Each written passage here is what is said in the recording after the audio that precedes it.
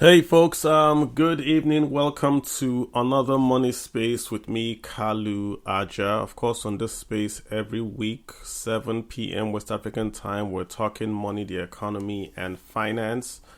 This week we're on the economy, and we have such a great topic to talk to you about.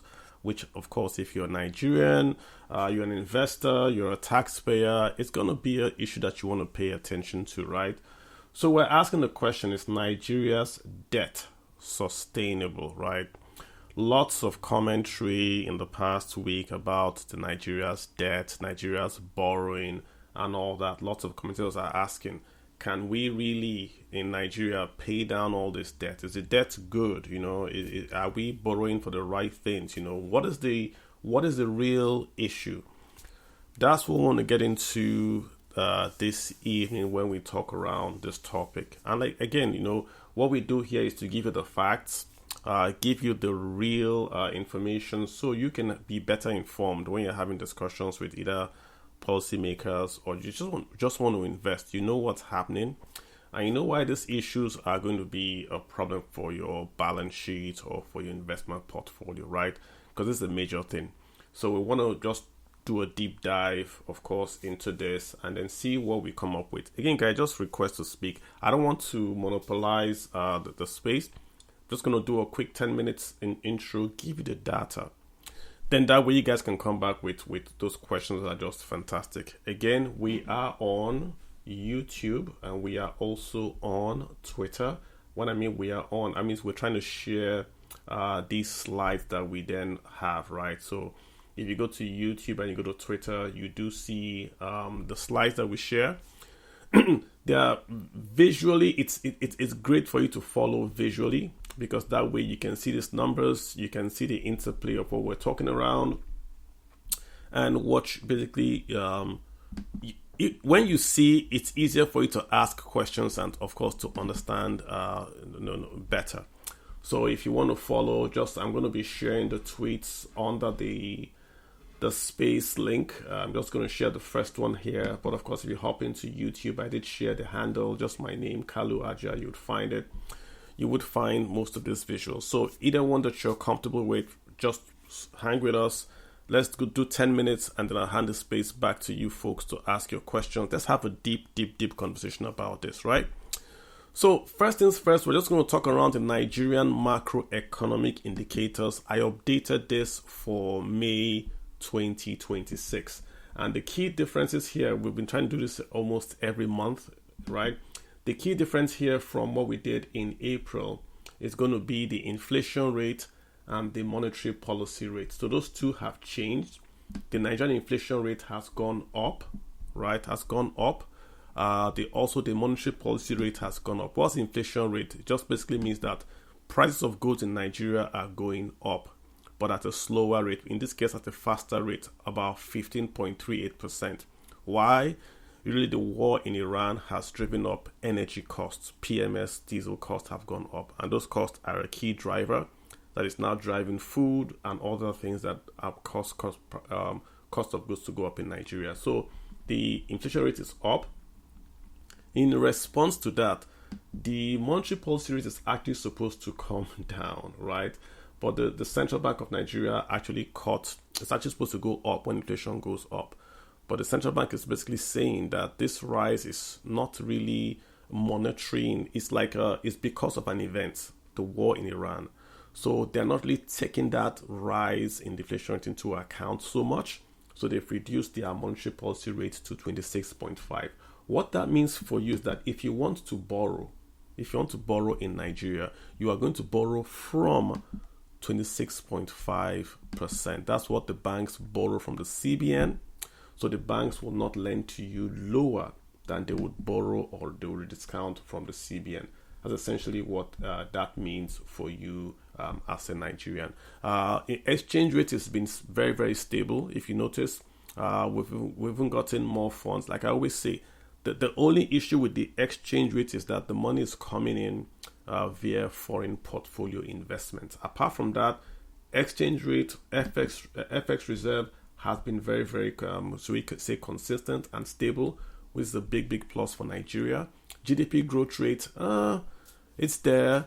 We should be doing, give or take, much more than 4%. Much more. Benin, Togo, all these guys are doing much more. Nigeria should be doing a lot better. Oil output is the key red flag, guys. We're at 1.46 million barrels a day. That's not up to OPEC. That's not up to the budget. If we don't sell oil, we don't get effects. It will affect our export. It will affect our exchange rate. It will affect the inflation rate. It will affect the GDP growth rate. So the one thing you have to watch always is going to be that oil output. It's not the price per se that we sell crude oil or crude oil is quoted outside the country. It's the volume we're able to sell from our reserves, right? So if we don't sell minimum 2 million barrels a day, we're going to have serious issues with our budget, and that's why we are borrowing, which is why this topic is very, very important. So those numbers, I would say I would give it a C, just because we're not doing a lot on the oil output. And of course, rates are 26%. If rates are 26%, there's no way the small and medium enterprises can borrow and survive. What are you going to borrow on 26% on? So that's a big problem there. But let's move on to the other slides that we want to just maybe dwell on. This is talking about now the borrowing. This is as at December 2025. This is the latest from the Debt Management Office. So the Nigeria's total debt that we owe, i.e. this is just the external. I'm focusing on the external because that's in dollar. We can print naira and cover local debt. Yes, there will be inflation, but we can do that, right? It's not a good idea, but we can print naira. We can't print dollars. So when we talk about external debt, that is where the pain and the risk is. Now, the total external debt is about 51 billion United States dollars. 51 billion United States dollars. The cost of servicing that debt last year was about 5.15 billion. So if you do a back of the envelope analysis, we spent about 10%, not the interest rate now, but just taking the total foreign debt and the total debt servicing. It's about 10% Nigeria is paying to service this debt. Again, this is just to service. This is not to pay back, just to service. If you again look at who we are lending money from, multilateral is going to be your World Bank folks. Bilateral is going to be like you're borrowing from China or from Germany. And of course, the commercial Eurobonds are you're borrowing from Wall Street. The problem with Nigeria's borrowing, guys, is the Eurobonds. Why is it a problem? That's the expensive debt. The World Bank debt is the one that we see a lot of. If you go to the news, we're just borrowing about 1 billion or so, and that caused a lot of issues last week. Nigerians went on that channel, the World Bank Instagram page, and were asking the World Bank not to lend to Nigeria again. Too bad that the World Bank had to shut down the comment section. That's the one you hear about. But those World Bank loans are actually quite cheap in terms of their interest cost to Nigeria. They are in dollars, but they're actually quite cheap. My own issue with those World Bank debts is what we're borrowing money from. If you do a deep dive on what we're borrowing for, you see things like reforms as part of what they're giving Nigeria money for. I don't think Nigeria should be borrowing for quote-unquote reforms, right? We should be borrowing for infrastructure, to build things that generate wealth in the future. I don't think, whatever the reforms mean, right? I don't think we should be borrowing for that. We sell crude oil, we sell cocoa, we have taxes, take the money from those and do reforms. But borrow externally in dollars to then build the ports, the rails, those kind of things. That's just my view. But if you look at the Eurobonds, right, we owe about 18 billion. We paid 2 billion, 2.5 to service that 18 billion. The World Bank debt, we owe about 23 billion, but we only paid about maybe 2 billion.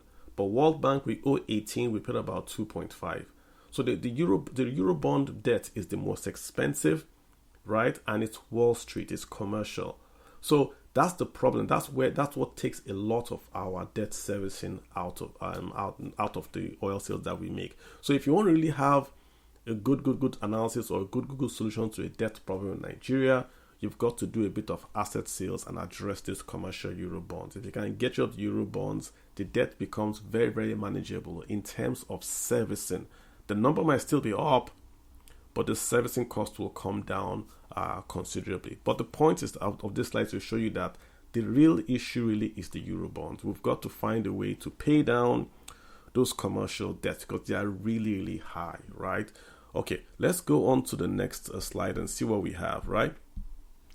Now, I want to now start going into the specifics, right? And what I tried to do with this slide was to pick 2025. This is quarter 3, 2025 oil revenue shortfall.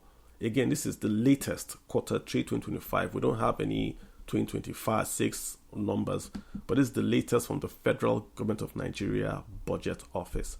So if you look at this, right, again, remember what I told you, Nigeria's foreign reserves, foreign exchange earnings all depend on crude oil sales. You hear cocoa, you hear cashew, they're really nothing. We don't make a lot from non-oil. That is foreign reserves. Don't confuse that with revenues. When Nigeria makes revenues, Nigeria makes more revenues from non-oil. But FX reserves, we make our bulk of our FX sales, FX reserves from crude oil. It's not even close. We're talking about maybe 88%, and then the rest is non-oil. And even in that non-oil, we're counting things like Dangote fertilizer that uses urea, which is gas. We're counting Eleme petrochemical. So even in that non-oil that you see, we're counting petrochemicals as non-oil. So if you take away the petrochemicals, it's now like 5%. So what were the numbers as at Q3 2025? Huge shortfall, 2.8 trillion. So Nigeria was supposed to get about 5 trillion. When we sold crude oil and gas, we got only about 2.45 trillion. Now, why is this important? If we are getting a shortfall when we sell crude oil, it definitely means we've got to cover that debt, because that debt means, or that revenue is what goes to salaries, it's what goes to debt service, it's what goes to build roads. So we have to go borrow.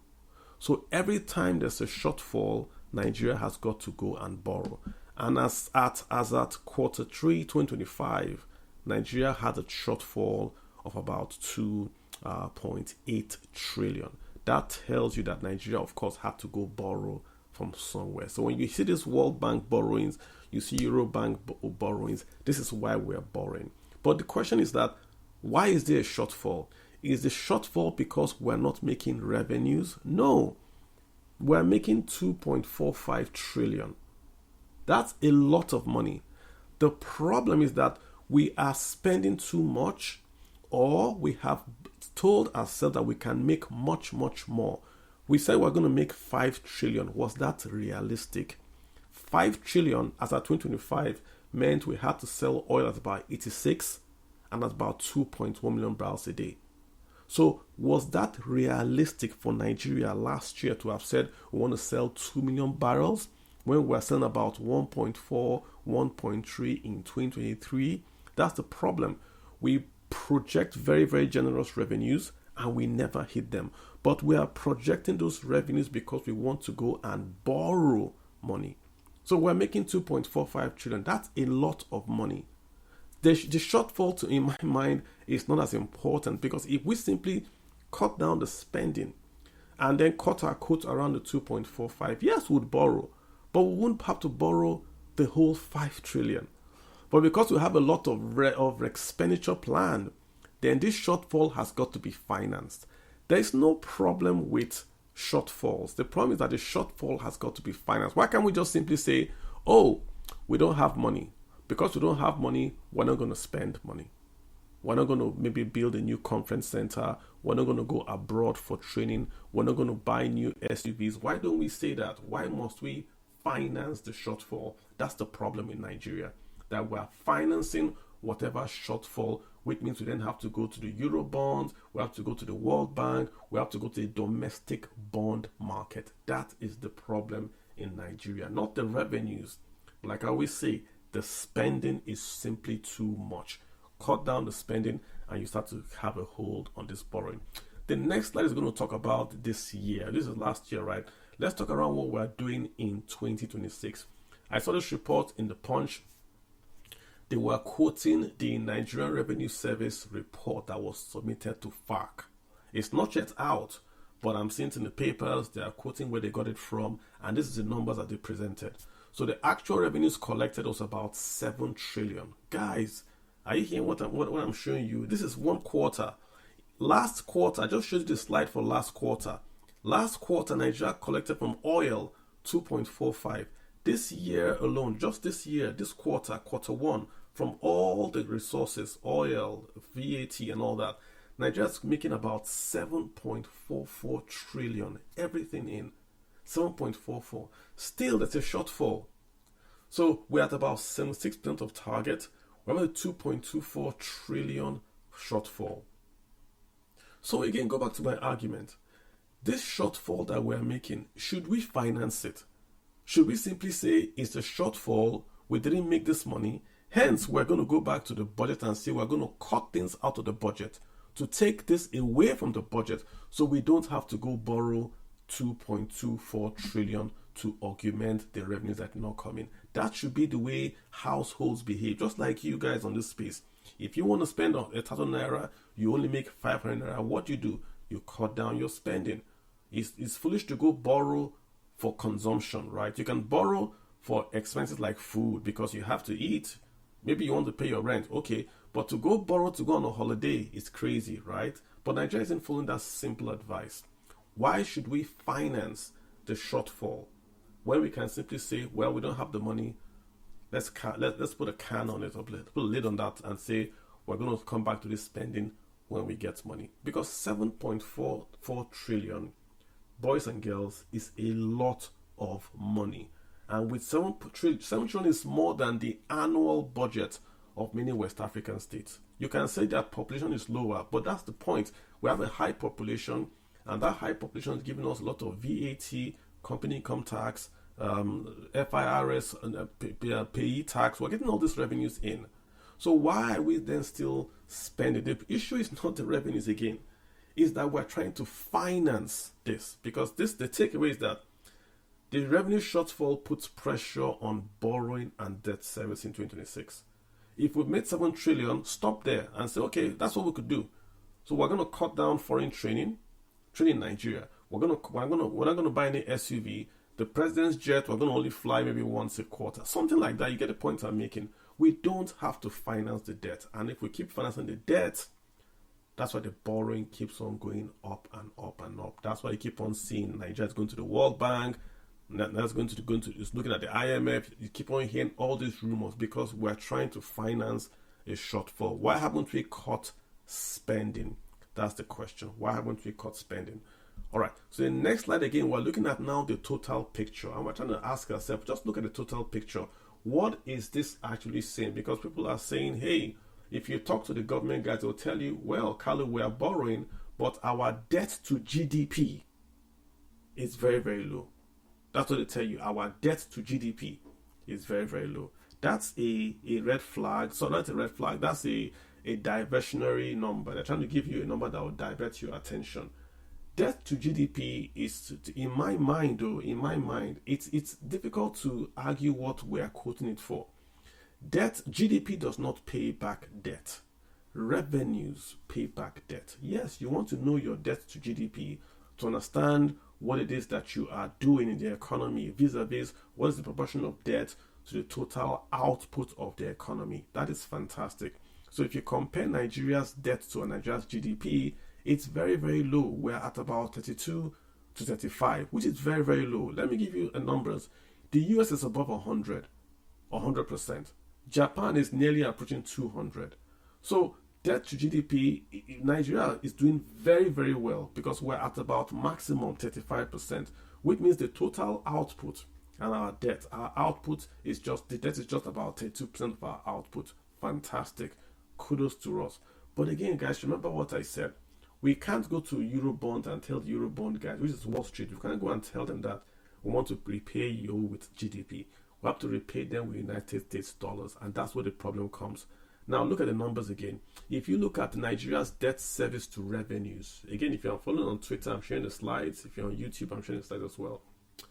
If you look at the total debt service to revenues as per the budget, already we're at 48%. So this is not what we are. This is just as per the budget, or just just what the budget said. We are already at 48%. Already half of the rest. So what this means is that half of the revenues Nigeria is making is going to debt service already. already. This is without us spending any money. This is what we had in the budget. That half will go to pay the debt. But what's the actual? The actual today is about, if you look at the quarter one, which is what was produced by Punch, quoting the Nigerian Revenue Service, it's about 90%. So they are saying that if Nigeria earns 100 naira, 90 naira is going to debt service, not salaries, not construction, not anything, debt service. So we earn 100 naira, 90 naira is going towards debt service. And I'm being generous. The numbers are from 90 to 144%. I did my analysis, right? And when you get to 144%, you are taking into account the shortfall of revenues. Remember that we only have quarter one numbers. If you start looking at where we're in April, start to now look at the breakdown and say, okay, VAT has done this, PAT has done this. You are trying to go above 90. That's why we are borrowing.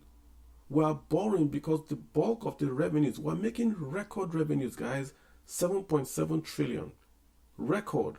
Lots of money is coming to Nigeria, but we're taking this money to repay debt. You know, before in the past, there was an argument that we're taking our revenues to pay salaries. Remember, they'll say we're borrowing to pay salaries. Who will argue, oh, it's a bad idea, it's a good idea to pay salaries. Now we've even left that level, we've moved up. We're now borrowing to repay debt. So if we borrowed before, we're borrowing to refinance that debt. The numbers are there. If your budget is already saying that 48% of your projected revenues will go to pay debt service, this is what your budget has said. You're already saying that before you blow the whistle, 48 naira out of 100 is going to pay debt. Now, you now have about 90% because I showed you the earlier slides. We're at about 2.45 trillion lower on oil sales. Even the 7.7 trillion was supposed to be at 9 trillion. So we're making money, but we're spending this money to service the debt. So very limited space for infrastructure, for health, and for education. That's why we're having this space today. The debt sustainability is triggering, is flashing red.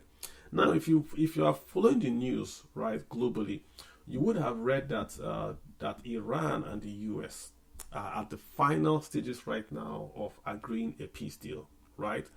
What does that mean? If there is peace in Iran, right, what happens to the Strait of Hormuz? That's part of what they are agreeing today, that oil is going to flow out of the Strait of Hormuz. On Friday, the stock market in America already reacted to this news. The stock market went to the all-time high. Oil prices started to come down. By Monday, you're going to see a huge crash in the price of crude oil. In the futures market, you see it from Monday. There's no work on Monday in the US. So from Tuesday, you're going to see a huge fall in the markets. Oil price is going to crash. Stocks are going to go up. Why? Because there's peace in Iran. So Nigeria had about maybe 3 months to have sold a lot of crude oil at $100 something on Brent crude. We didn't do it. Now oil prices are coming down. We are still at 1.4, below 1.5 million barrels a day. What that means is that the borrowing that we're going to have to do, we didn't take advantage of that high in energy oil price to get excess revenues and pay down the debt. We didn't, right? And now oil price is going to start to come down. That's why this space is shrinking. The room for maneuver for Nigeria is sort of shrinking because we're not taking advantage of the goodness that God has given to us. If anything happens to oil prices and it starts to go down from it's about 100, starts to go back down to 70 to 60, we're in trouble. We're in big trouble because now we can survive because we're making money from oil, right? So that oil is giving us excess revenues higher than what the budget says. So this 48% is the budget target. We have already, even with this 48%, we did lower than target. Now imagine oil prices going down and we're still going to do lower than target. So huge issue. We can't run away from it. What if there's now peace in Ukraine? Then oil goes all the way to 50. Then what do? We have all this debt that we've taken in dollars. Remember I told you, the problem is the euro bonds. It's in dollars. We can print naira. It's a bad strategy, but we can print naira and pay local debt. We can't print dollars. That's a big problem, guys. All right, guys, a few slides left. And again, if you want to speak, just have to request now. So once I'm done, just add you on and then we can have a discussion around if you agree with me that there's a debt sustainability issue. And let me show you this chart, right? This is quarter 3, 2025. The total revenues that Nigeria made from crude oil in quarter 3 2025, and usually in all quarters of recent, cannot service the debt that Nigeria has taken. Let me say it again. The total revenues that Nigeria made from crude oil, in this case, we're looking at just the quarter 3 2025, which is the latest numbers we have out from the budget office in Nigeria. Those numbers that we got from crude oil cannot service Nigeria's debt. So at the 1.4, let's give Nigeria 1.5 million barrels a day. What we are telling you is that that number that we got from that crude oil, not cocoa, not cashew, cannot pay back Wall Street. So if Wall Street said, okay, we're going to take 100% of your crude oil revenues, 100%, we can't pay back the debt. This is as at 2025, quarter 3. Again, I'm quoting that because that's the latest numbers we have. We have to go with the latest numbers that we have. So guys, you see the problem. The latest numbers are telling us that we cannot even pay our debt with crude oil. If we say, okay, let's make money from cocoa, let's go back to the farms, sell cocoa, sell cashew, survive on that, and pay back. So is this a debt trap? Is this what we were in the 1990s, where we were making money, but we couldn't pay back our debt? So we're just servicing the debt, and then the principal just kept on growing. That's where we have to ask ourselves this question. And the numbers say we might be there. The numbers say we might be there when we cannot service our debt with oil revenues. Then guys, that's red flashing light right there. Almost done. I've got 1 or 2 slides. Then we'll get, I see Tony, I got Jay. We'll get you guys in to give us your concerns. Now, I like this chart because this chart is taking us all the way from 2010. This chart is from the Nigerian Economic Summit Group, NESG, Nigerian Economic Summit Group. And what they've done here is a great chart. They've done the domestic debt to GDP, external debt to GDP, the debt service, and again the debt service to revenues. But what they've done it from 2010 to 2024, so that you can just see visually. Look at the last line there, debt service to revenues. Go there. Just on a visual level, you can just look at the way the chart has changed from green to red. If you're on Twitter, I'm sharing it right now. Just give me a second. How it has changed from green to red. In 2010, Nigeria's total debt to revenues was 12.3, which means that if Nigeria sold crude, if Nigeria got 100 naira in revenues, right, we were able to sell. Well, we only used 12 naira to service the debt. So we got 100 naira. We only used 12 naira to service that debt. Now, if you look at that same number in 2024, if Nigeria sold 100 naira, we had to borrow 16 naira to repay this, to service the debt. Let me say it again. When we sell 100, it's not enough. We have to go and borrow 16 to add to that 100 to service the debt. Like I said, we are borrowing to repay debt. Forget salaries. We are borrowing to repay. And this is just, if you just look at the chart, it just gives you visually, you don't have to be an accountant to understand this chart. It's just from green to red. We've gone from 12 to 15 to 21 to 28. From 2015, that's when the madness just started. You see 28, 33, 43, 54. Then from 2020, all hell broke loose. 86, 82, 106. By 2023, we're at 142. So when we sell 100 naira, we go and borrow 42 naira to add to a new 100 naira and repay debt. The one we sold is not enough. We have to go and borrow 42 naira to add, just to repay debt, not to do anything, just to repay debt. Massive. Guys, we can't run away from this. So you can't hide from this, because where all this debt is going to be paid, who pays debt? It's not the government. It's the people that pay debt are the taxpayers. When you increase loans and you increase taxes, the same effect. There's no difference increasing loans and increasing taxes. All right, let's do the last slide and then we'll get our audience to speak. Why is this important for you guys? In every way you look at this, if you look at the households, look at the SMEs, look at the investors, they are all going to suffer this. If you're a household, This is going to cost you higher inflation and a higher cost of living. Plus poor public services because there's roads. If you are borrowing to repay debt, there is no money to do roads. I hear your question. So how are we doing the coastal road? We are borrowing that to do it as well. Everything in Nigeria you see today is on borrowed funds. There is no net revenue. Nigeria does not make net revenues. No matter what you read in the papers, what they say customs has beaten their target. That is still a deficit to the spending. It's not a deficit to the target. It's a deficit to spending. Today, I read it, customs has made so billion. It is 10% of their target last year. It doesn't mean anything. It means that money they've made is still a deficit to target. Crazy, right? If you're an SME, it's very, very high interest rate. You cannot borrow at 26% for any serious business. And it's unless you are selling, I don't know, but how can you borrow at 26%? I say you are doing a small business. You're not Dangote Refinery. You're a small and medium enterprise. So how can you borrow at 26%? If you're an investor, of course, they are crowding you out. Let me give you a good example.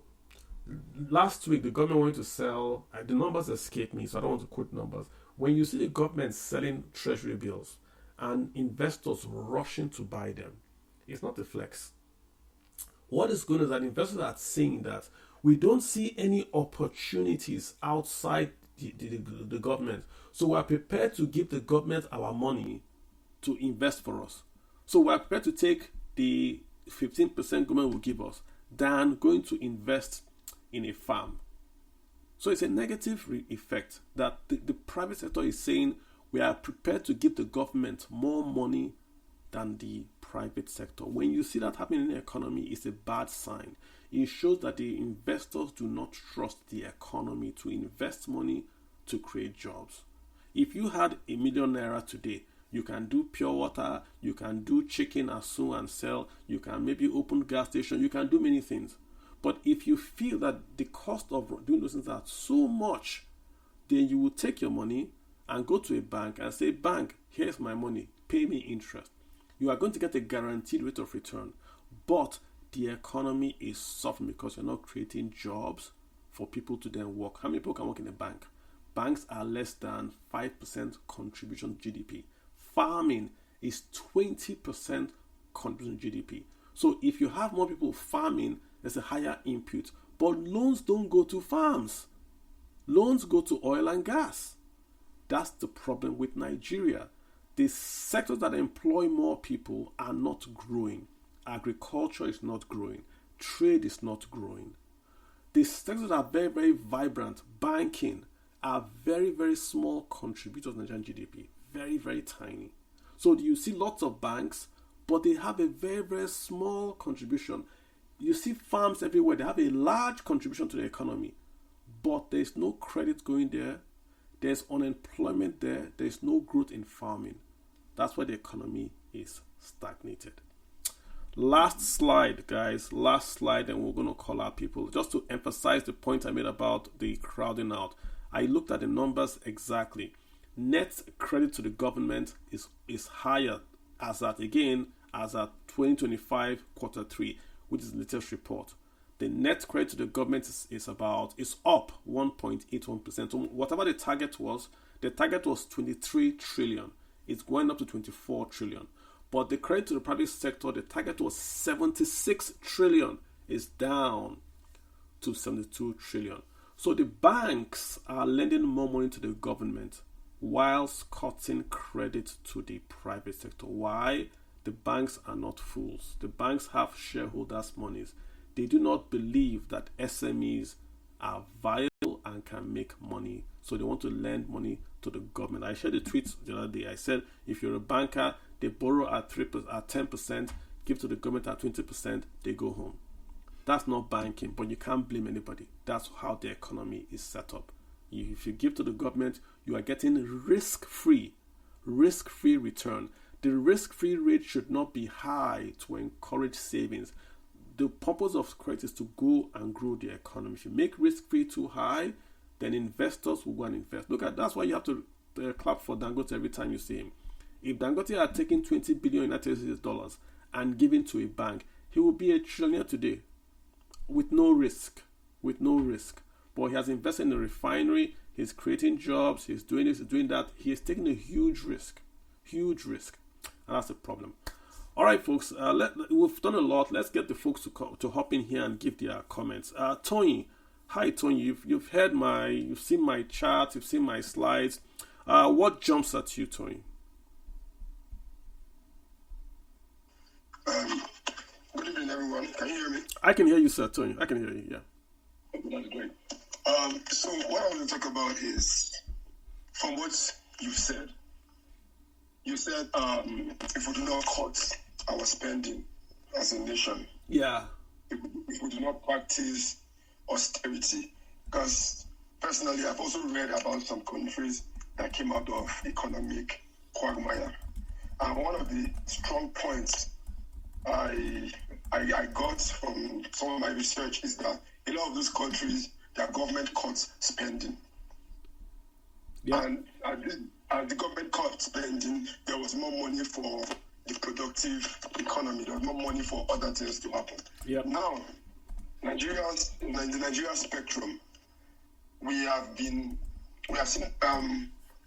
how government has handled funds over and over and over. And we keep preaching. I mean, I follow you on Twitter. I see you post on these things every day. But all the leakages, nobody is blocking the leakages. They still spend recklessly, quote unquote. Government are always making trips to Abuja, making trips here, making trips there. All those little trips here and there is amounting to big, large sums of money. I remember I saw, I think it was Punch, I can't remember which of the news channels, they made the news that in a short quarter, they said 20-something governors spent how many billion on just trips alone. Yeah. Yeah, that's the waste we're talking about, yeah. So now, the question now is, this is going on year in, year out. At some point, don't you think that the country will just snap and reach breaking point and, I don't know. Yeah, that's what I'm saying, bro. That's what I'm saying. Have we not already snapped? Look at the slide I shared about quarter 3 2025, where you have the oil revenues cannot cover debt service. What else is it snapping? What other snapping are you looking for? Because one thing Nigeria has had for itself, right, is that we have crude oil. So when we're in trouble, there's this crude oil and gas revenues that come in dollars. So look at the Iran war. Oil has gone from $60 to more than 120. But now we're saying that even if you bring that oil in, again, quoting to quarter 2 2025 numbers, right? Someone's going to say we make more revenues from oil. Yes, but the expenditures have also gone up this year as well. The problem, Sir Tony, is this, right? When we increase our costs and we never take them down. When we increase salaries and paychecks, we never reduce them when oil price goes down. So what we then have to do is that when oil price goes down, that gap that we see, we always finance it. We never fire anybody. The last time Nigeria did a reorganization of the public service was under Obasanjo. Remember when they asked the guys in Abuja to leave, they were buying houses and all that. That's the last time Nigeria has done a reorganization of the federal civil service. In America, look at what Mr. Trump is doing. They are cutting down the federal government. Why? They're doing Doge. Whether it's successful or not, there's a realization that they have to cut down spending. But here, there's no talk here in spending. The last budget, remember, it was street lights, lots of street lights in an economy where we are borrowing to do. So we are borrowing to do street lights, which are not even done. Okay, so please, the next I wanted to talk about was this borrowing of money. Yeah. Now, sometimes whenever I hear the amount of money that not just Nigeria borrows, other countries borrow. Yeah. I ask myself, when does this money? Is it that this money doesn't finish? Because it looks as if whenever we request for more funds, they are always. I remember last week, I think the president, there was news that the president wants to take 1.2 billion from World Bank, and they said that Nigerians flooded their social media. Yeah. Saying that they shouldn't give us the money. Yes.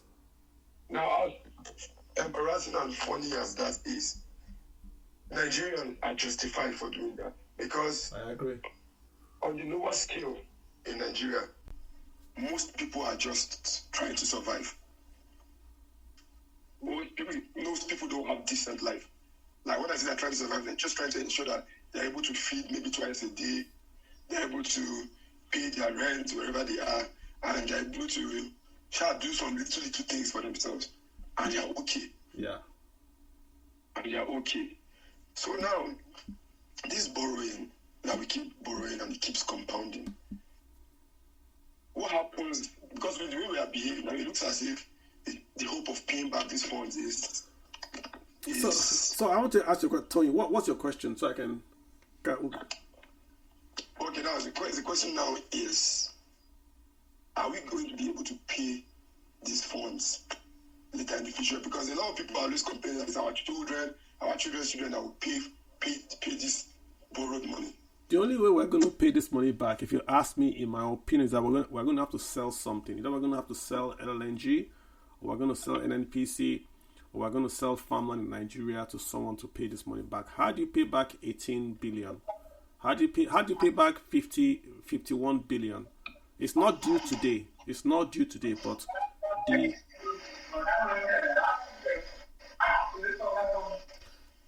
the only way you are going to pay back money is to sell things, right? That's the only way you're going to pay this money back. Remember, when was the last Nigeria paid down its debt? That was under Obasanjo, when we had the debt buyback. And that debt buyback, we paid 12 in cash, then we bought back debt.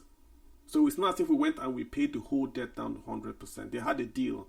We bought back our debt at a discount, we paid back some, and that was how the whole deal was back. I don't know how you pay back 50 billion unless you grow the economy maybe 10 times. So our economy today is about maybe 300 billion. If you grow the economy 10 times, it will become a $3 trillion economy. Then you can pay back the debt via productivity gains. You can then say, wow, the economy is so big, we're generating so much in VAT and tax, we're going to pay it back. But if the economy is still at 3 trillion, how do you pay back 51 billion in debt? I don't think that's why we're servicing the debt. So we reopen the debt, we just reservice. That's why you see contractors in Abuja are not being paid, because we're just servicing it. To pay back principal is tough. Look at the picture above here. Principal 23 billion, principal 6 billion, principal 18 billion. How do you pay that back? What's our foreign? Our foreign reserves are not savings. Nigeria doesn't own those foreign reserves. The foreign reserves are owned by the Central Bank of Nigeria. Not the same thing. Those are claims on Nigeria. You can't take foreign reserves and pay back debt. It's not your money. So big point there, Tony. Big point, yeah, Tony. But thanks. I appreciate the engagement. Jay, how you doing, Jay? Jay, what's up? Yeah, good evening. Jay, how are you doing? Good evening, Mr. Kalu. Yeah, go for it. I'm very well, thank you. Good evening. Yeah.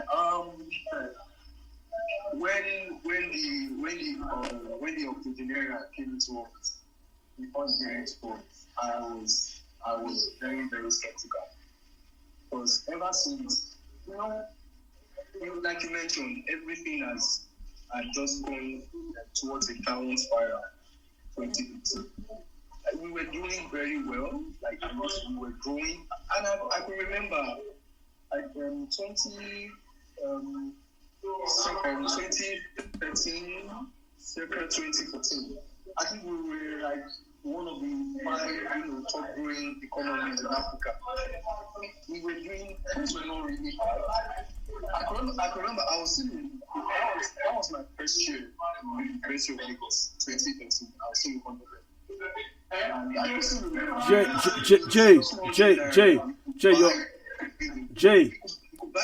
Jay, your audio is very. Let's have a lot of background noise behind you. A lot of background noise.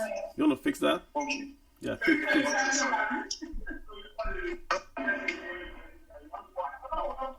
So, yeah. Can you hear me now? Yeah, go for it.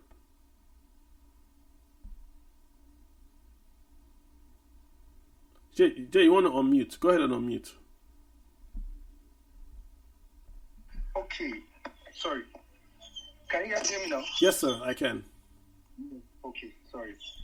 So, like I said, the whole mess started in 2015 when these guys came into power. the mess started, and ever since then, it has just been that one spiral. I could remember 2013, was it 2014? Around that time, even before that, we were like, top 5 economy in Africa. We were doing well. Things weren't that bad.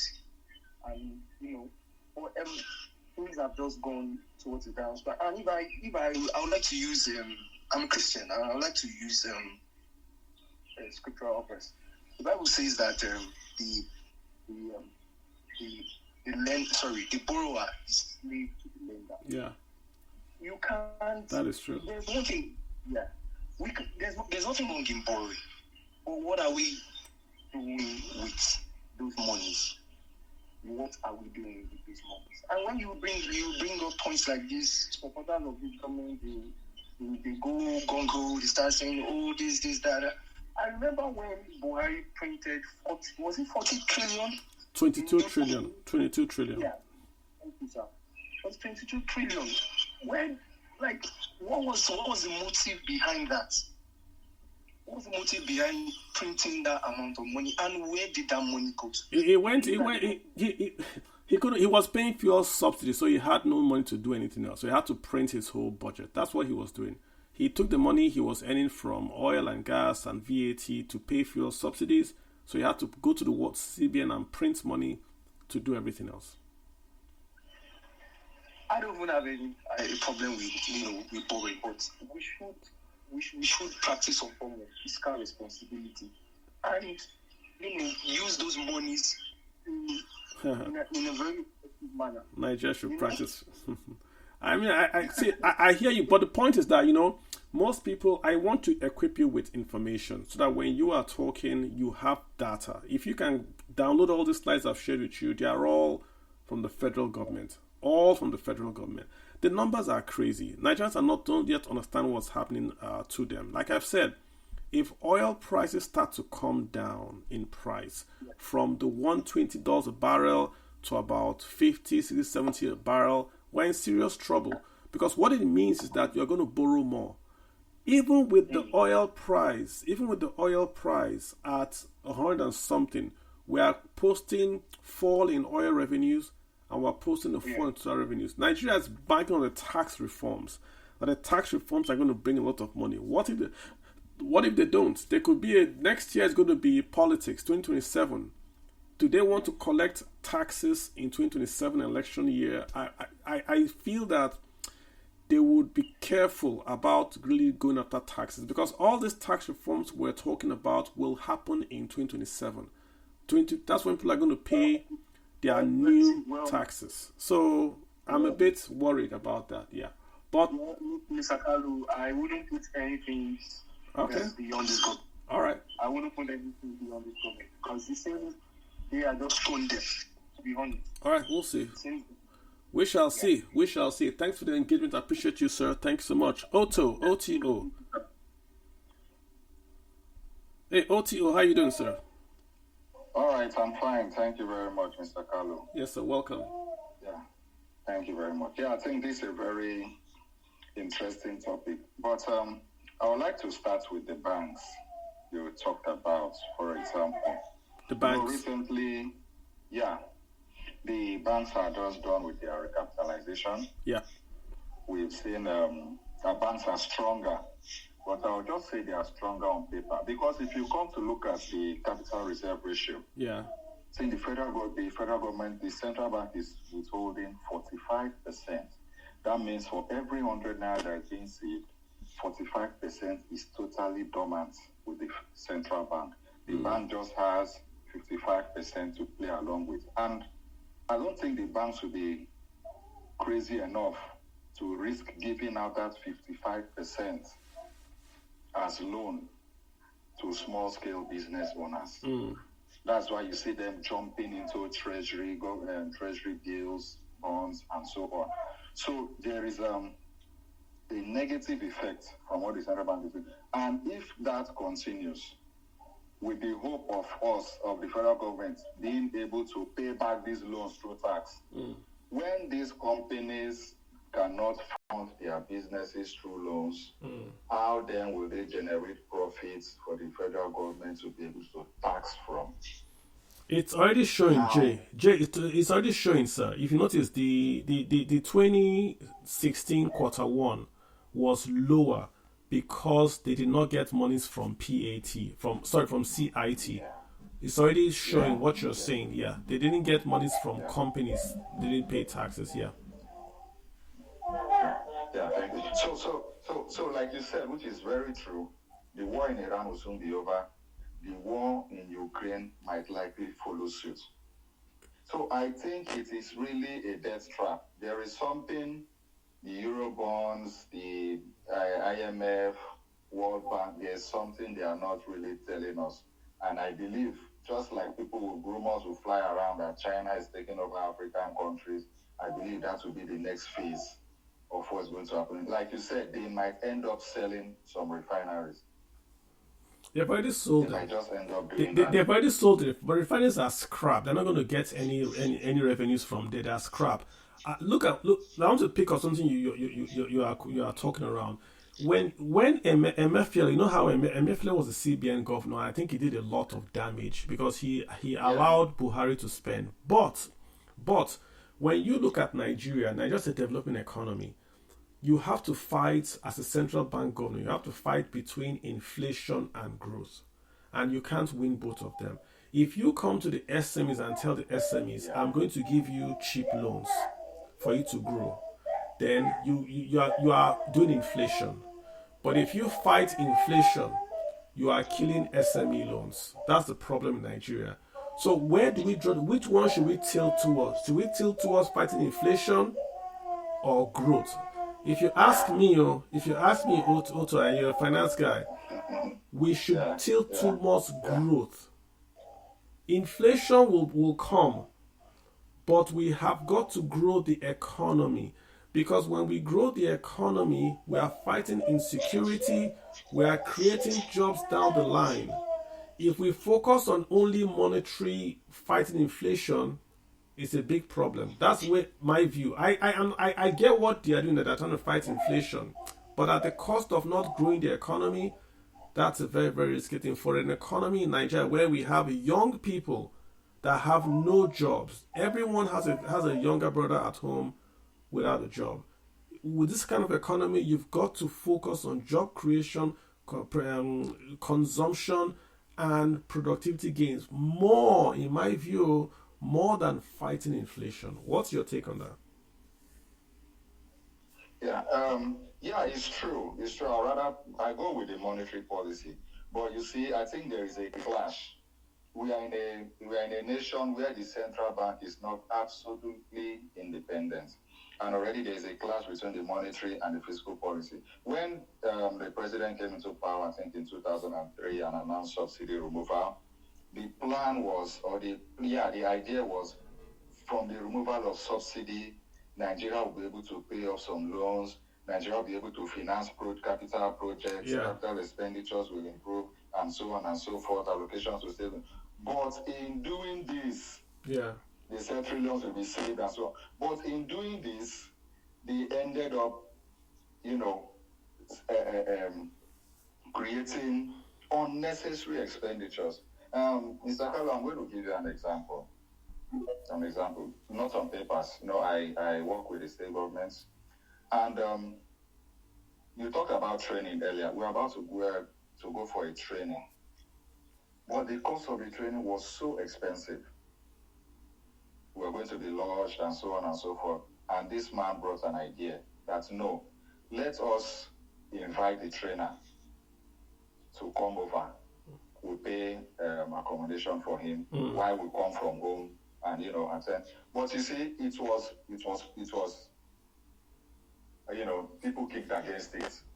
And the same thing is happening even at the higher places, even at the federal level. Nobody cares how to manage resources. In fact, generating revenue is not Nigeria's problem, but how we spend it. I always say this. Since we are not able to control our spending, since we are not able to control our spending, we will definitely run into debt. We spend things unnecessarily, things that don't yield income, things that don't generate revenue. buy jets here and there. So we are in a trap that is being orchestrated by leaders that don't care about the future of their people. America takes this, like you said, yes, other countries take that, but we are seeing it. When they say they are going to spend trillions of dollars or billions of dollars for their military, we see it happening. We see the contract being given. It is clear, it is open. But in Nigeria, we don't see it. Even when the revenues are generated, even when we take these loans to finance these so-called projects, we don't see the projects. And that's that's what I think annoys people a lot. I think if Nigerians would not care, if the president went and borrowed $1 trillion, and he took that $1 trillion and he built roads to all the state capitals, built speed rails, built 10 ports, built 100 power plants, nobody will complain. But like I said at the very beginning, remember, Nigeria is not making any net revenue. When you see customers making money, Airfryer is making money, it is not a net revenue. We are borrowing. Look at the numbers. On the budget, if Nigeria makes 100 naira, on the budget, not actual, on the budget, 48 naira is going to go to debt service. But right now, as we speak, we are doing about 90 going to debt service. You can't grow in a country, a company, even a household like this. All right, let me get. I think. Oh, I lost. Thank you very much. You're welcome. I lost Afolabi. Afolabi, I'm adding you real back, Afolabi, so you can come in and speak. I just lost Afolabi. Afolabi, here. Afolabi, go ahead. How you doing? Afolabi, I do. Oh, Vicanto, how are you? Vicanto, what's happening? While Afolabi is ready. Vicanto, please go ahead. Hey, hello, good day. How you doing, sir? I'm doing very well. Yeah, okay, I guess everyone can hear me right now. Yes. Clearly, right? Yes. Okay, so there's this thing I always say, yeah, and I think one of the easiest things to actually solve all of this is to first fight corruption, right? You said one thing just now. You're like, the people are not going to mind if we borrow $1 trillion and we use it to build roads, build refineries, and we are seeing what this money is being used for. Yeah. To be very honest, I just feel we are borrowing out of selfishness. We do not need to borrow. We make so much revenue from oil and even taxation alone to pay up our debt and to pay up subsidies. I'll give an example, yeah? The total cost of subsidy, and you guys can fact check it, is at a range of, let's say, 6 trillion naira, right? And of recent, we have 200 trillion naira missing, not accounted for by NNPC. Now, 200 trillion naira divided by 6, that could pay subsidy for almost 30 years. So I feel the mistake we are making is we keep saying we are in debt, how can we solve this, what's the best solution? Let's just hit the nail on the head, and it's going to have a domino effect. Fight corruption. Yeah, that's but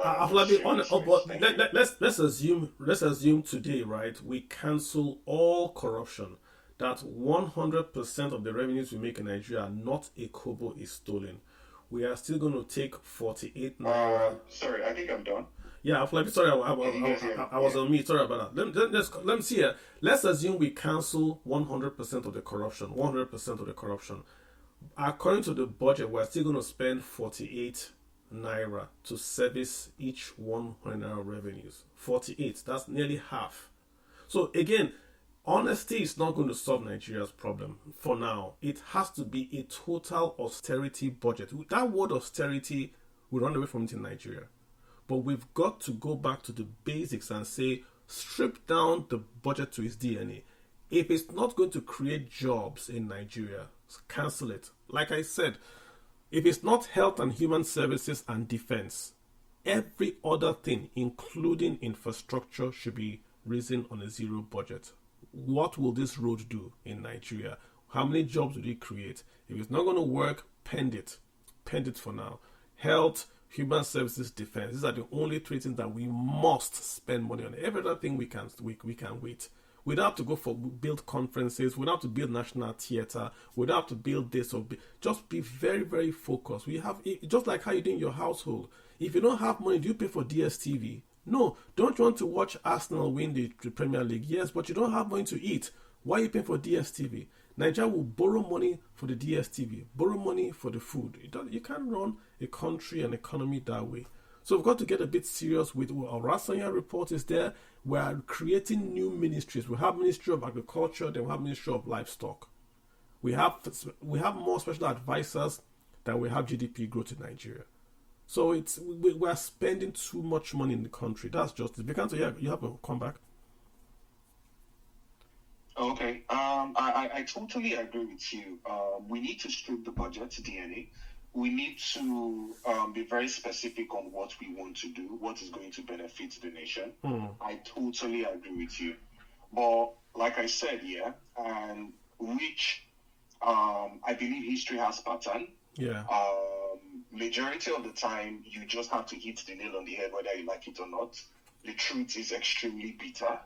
And sometimes if you try to do patchwork, you end up spoiling the whole system overall. Yeah. Now, the simple truth is, these guys will not allow you strip the budget into pure... they won't allow you to strip the budget. They won't allow you to audit the budget. Why? Because they want to embezzle money. Why? Because there is corruption. So, like I said, once corruption can be tackled to an extent, because you cannot remove 100% corruption, it's literally almost impossible. But once it can be tackled to an extent, trust me, it's going to have a ripple effect. It's as simple as that. Just want to make the point that I'm not against fighting corruption. I'm just saying that even if you fight corruption and the structure is wrong, right, you are not going to get the best benefit. Nigeria has something called FAC. Why do we have 36 ministers? Because we have something called federal character. So you've got to focus on the structure of Nigeria and say, okay, do we need FAC? Do we need 50?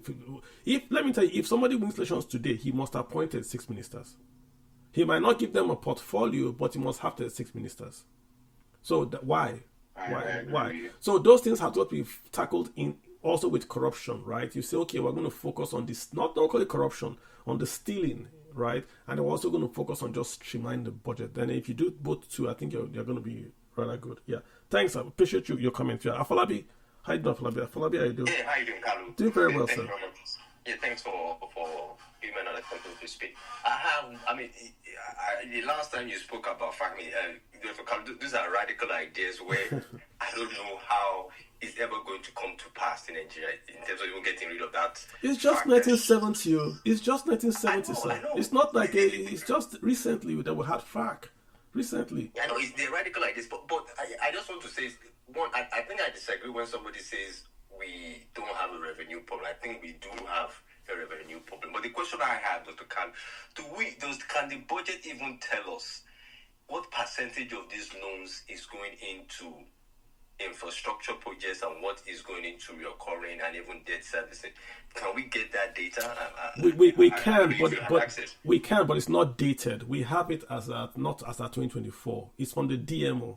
They would break it down for you and tell you they will give you the project. So from the project you can determine where it's going to. Last time I looked at it, about 40% was going to budget support, which is salaries. So, but it's not dated, it's not up to date. But again, look at the numbers we're sharing. The numbers are pretty clear. If you are borrowing and you more than your revenues to pay debt service, that means you are borrowing to pay salaries, debt, before you even talk about infrastructure. That's just math. If you make $100, but you are spending 48 to pay debt service, that tells you already that you are still going to borrow for debt service, for salaries before you do any infrastructure in Nigeria. That's the problem. There's no revenue. When we say Nigeria has a revenue problem, Afolabi, we know that Nigeria needs more revenues. We know that, right? But we're making the point that we are simply wasting the spending. Give you an example. The vice president has a 21 billion naira house. He's not staying in. 21 billion. He's not staying in that house. That's not a revenue problem. That's a spending problem. So if we capture more of this 21 billion and we take that money and we go to one school and we say we're going to fix power in that one school. That's what we want to do in Nigeria. And if we don't do things like that, we're not going to go anywhere in the country. We spend like we're Qatar, but we are Sudan.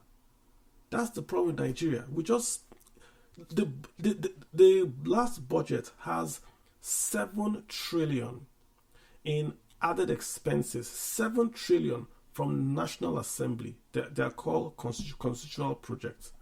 And we had the current House of Reps guy for infrastructure. He was here, good guy, and he explained, it's for this, it's for this. Those projects are how they can ensure that their constituents get the federal purse or federal largesse. But it's lopsided. It's rash.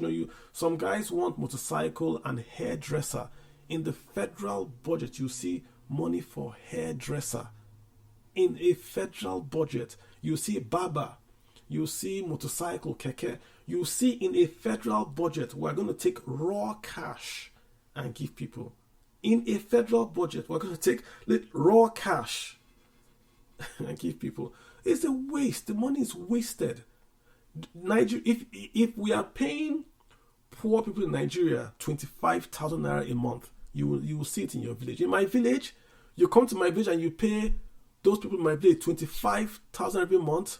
The village will see it, but it's not being paid. Maybe they pay them once in a year. So for me, we have to be radical. We have to be radical about how we look at the economy, the country, and say, where can we deploy this money to? We have 50 billion airports in Ebonyi, and the state the schools are not doing as well. But let me go ahead. Your hand is up. Yeah, thank you very much. I just want to kind of finish off. I think just to put it so, I don't think we're asking the right question economically from the government. I like what you said when you say, look, irrespective of who is in charge of the country, structurally you must appoint 36 ministers. Yeah. So that's my point. Are we as people who really care about the country and let us even park politics aside? Yeah. I'm guessing we're not asking the right questions. I mean, we try. That's the right question to say, look, this is the problem. How do we really solve it bipartisanly? Because you said it now. Whoever is in charge now, his hands are tied. He must hire 36 ministers. They will have special assistants or special assistants, and the waste just continues. But you can have 36 ministers and not have 36 portfolios or 36 ministries. You can have 36 ministers and 8 ministries. That's possible. Not what the president is doing today. President Tinubu was a guy that was from Lagos State. He was very libertarian. He was very state power friendly. He gets to the federal office. No other president has controlled National Assembly like him. No other president has controlled the courts like him. But what has he done with this power? He's pushing state police. I love it. I wish him the very best. Push it. But what about he tried with the tax reform. This tax reform people are talking about. The first thing tax reform was Tinubu wanted to take VAT and give it back to the states. People forget this. It was when that was cancelled that we now started talking about VAT for you and I. Tinubu's plan was to take 60% of VAT and give it back to the state. If you had done that with state police, suddenly states would become like mini federal governments. And then things like FACT start to sort of die down. You can't have a country that says if you want to build power plants, you build them according to federal character. Let me give you a good example. We are the steel plant in Nigeria. We know that no country can develop without a steel plant in Nigeria. We know that any country that is a global power today has a steel plant. Where did Nigeria put a steel plant? I'll tell you. We have one in Osogbo. We have one in Jos. We have one in Katsina. We have one in Delta. We have one in Ajaokuta. Do you see the pattern? We are putting steel plants according to federal character. One in South-South, one in Southwest, one in North-Central, one in Southwest. Not according to where there is logistics or the raw materials. That's why Ajaokuta is not working. Because everything is federal character. When did the Southeast get an international airport? A region that has got Aba, largest cluster of SMEs in Nigeria, has got Nnewi, largest auto clusters in Nigeria, got Onitsha, largest open air market in Nigeria. When did they get an international airport? 2013. So when you say these things, you can't run an economy that wants to get to 1 trillion with a national grid. Remember when Tinubu was the governor of Lagos State, he brought a barge from Enron, put the barge near Lagos. What happened? Federal government says, no, you can't sell power to Lagos, you must sell power to Nigeria. What's Tinubu's business with Nigeria? He's the governor of Lagos. So if you don't kill FARC, you can't grow as a country. If you don't kill the consumer revenue fund, you can't grow as a country. Lagos State can't make money from VAT because they are fixing their roads, building hotels, building deep sea ports, and take that money and share to Abia. It's not going to work. States will just be lazy. I'll just sit down, let Lagos build port. They will give me my share. You can't run a country that way, Afolabi. What's your take? Yes. Yeah, it's fantastic. I couldn't agree more. But we all know what happened with the 60% VAT. So why didn't he use his power? Why didn't Tinubu use his power? He's so-called I am 31 out of 10. Why didn't he use the power then? There was a revolt in a certain section of the country. So I mean, there's just a vicious circle. I hear you. Yeah. No worries, I got you. Let's get Africa in a box. That's a nice name. Africa in a box. Afolabi, thank you so much. All right, Mr. Kalu. How you doing, sir? Yeah, I'm good. Yourself? I'm doing very well. Yeah, it's Sunday and we're doing well, Yeah, we're recovering from. Well, thanks for your job, right? Thank you, sir. Let me start by correcting something, not to take anything from your submission, to be honest. You see, that Ajaokuta example, I think is valid because, Ajaokuta is situated within huge reserve of iron ore. Ajaokuta has, it has dolomite, it has limestone. So I don't think Ajaokuta falls within that. Let me ask you a question. Can the iron ore in Nigeria be used in Ajaokuta? Yeah, there is iron ore in Ajaokuta, Itakpe. Even there is Itakpe. I know. But the question I'm asking you is that can the iron ore in Nigeria be used in Ajaokuta? Like currently, no, it can't be used. Exactly. So Ajaokuta, let's be real.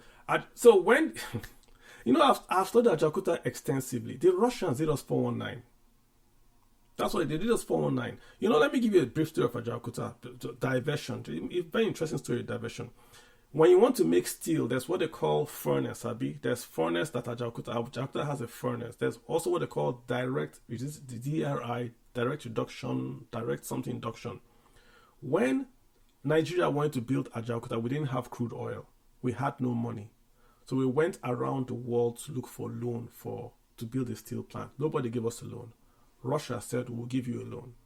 After Russia gave us the loan, Nigeria got crude oil.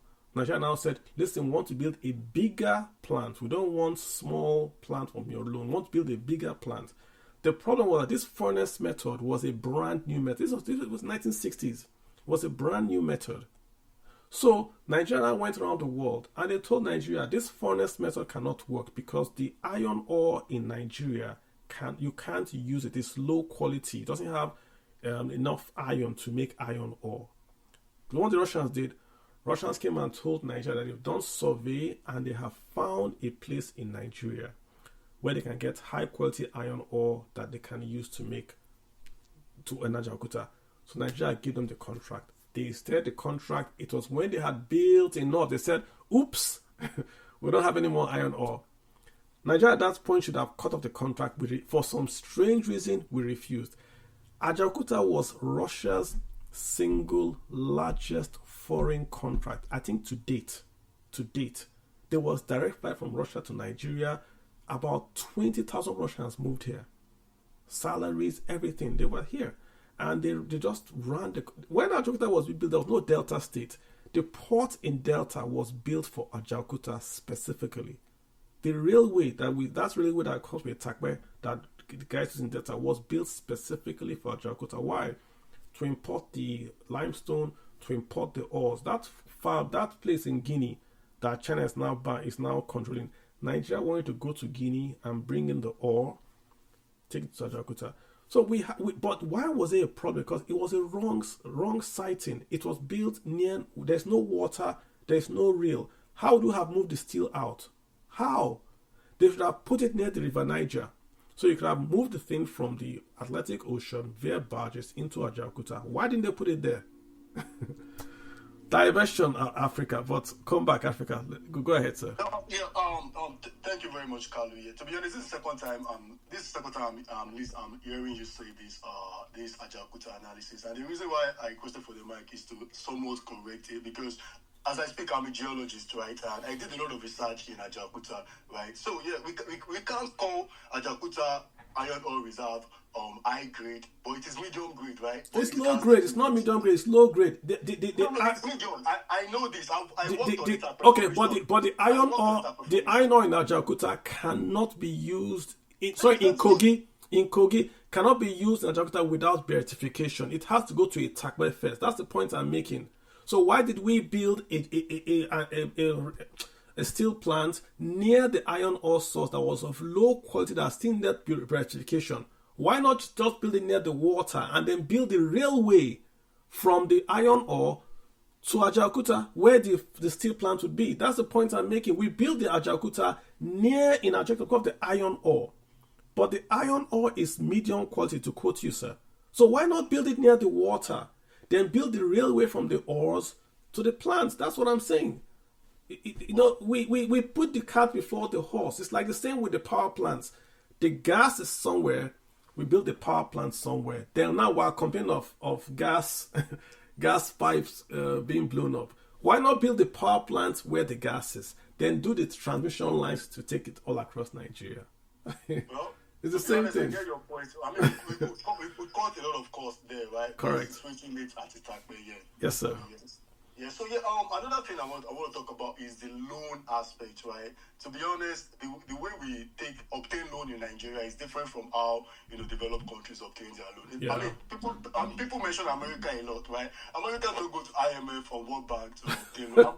America sell bonds. Yeah. Right, so let me zoom in on the last loan we obtained from United Kingdom. This is about $800 million loan, right? Half of the money has to go back to Britain, right? Because half of the money has to be used to buy steel from Big Britain.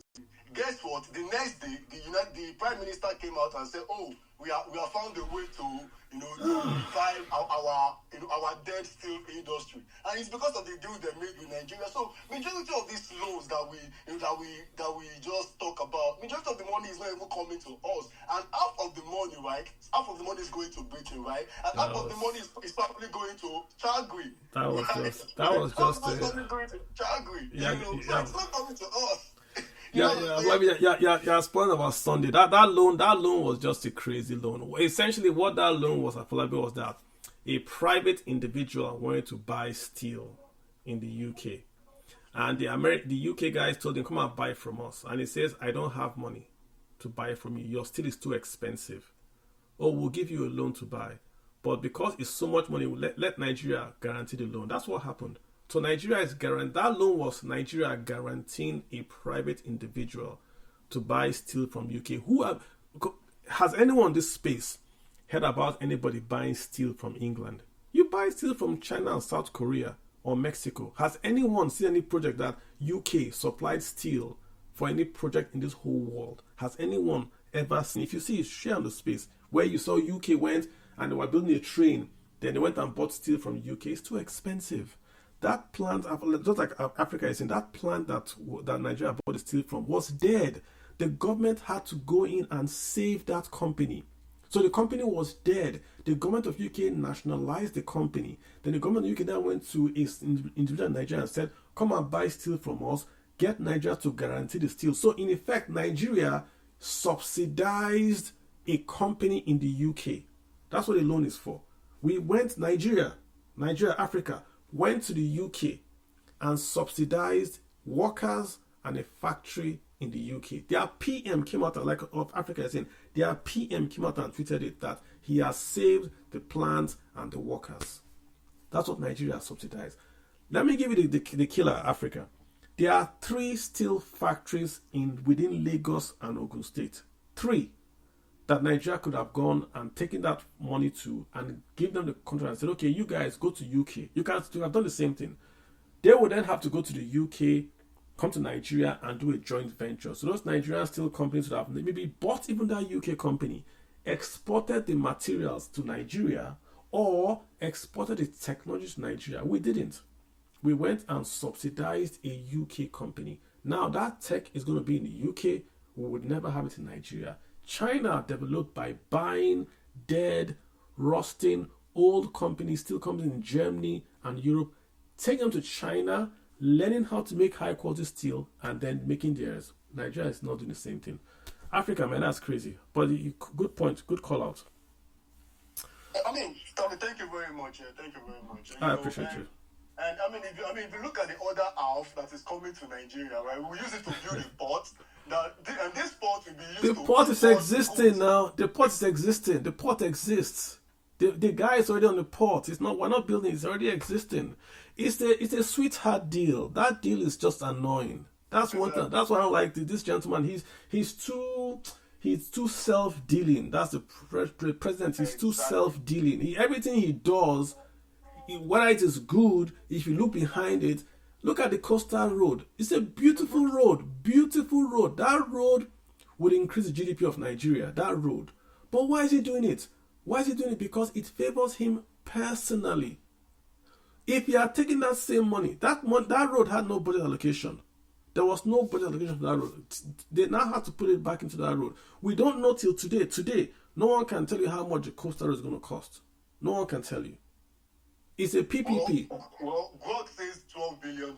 We don't know. We just know it's a PPP. Nigeria has gone to Deutsche Bank. We borrowed money from Deutsche Bank. We borrowed money again. And then this guy is supposed to do his own borrowing while putting to. No one can tell you today what the coastal road is going to cost. They asked the gentleman, the minister, cost per meter. He couldn't answer because they don't have a cost.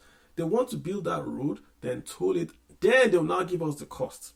Then we'll now say, okay, you are owing. So if you cancel that loan, you are owing the guy. Yes, we could have taken that money and repaired all the feeder roads that do agriculture in Nigeria. You can drive down inflation, create jobs, but we didn't. Everything has a cost. If you buy apples, the cost is oranges. It's not naira. If you buy oranges, the cost is pineapples. It's not oranges. I hear you. Let's get Mike. Mike Murray, how you doing, Mike?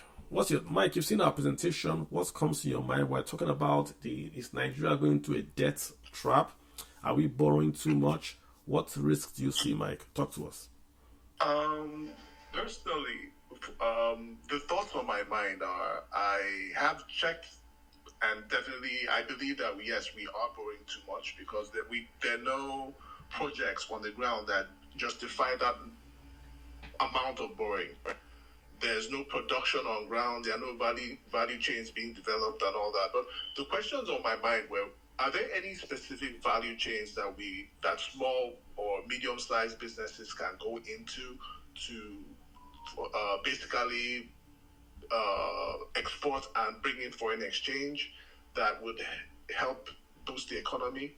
There are lots of value chains, especially in Greek IT. There are lots of value chains in Nigeria. The good thing with Nigeria is that there's so much lag that if you just do something simple, you make a lot of money. There's so much gap.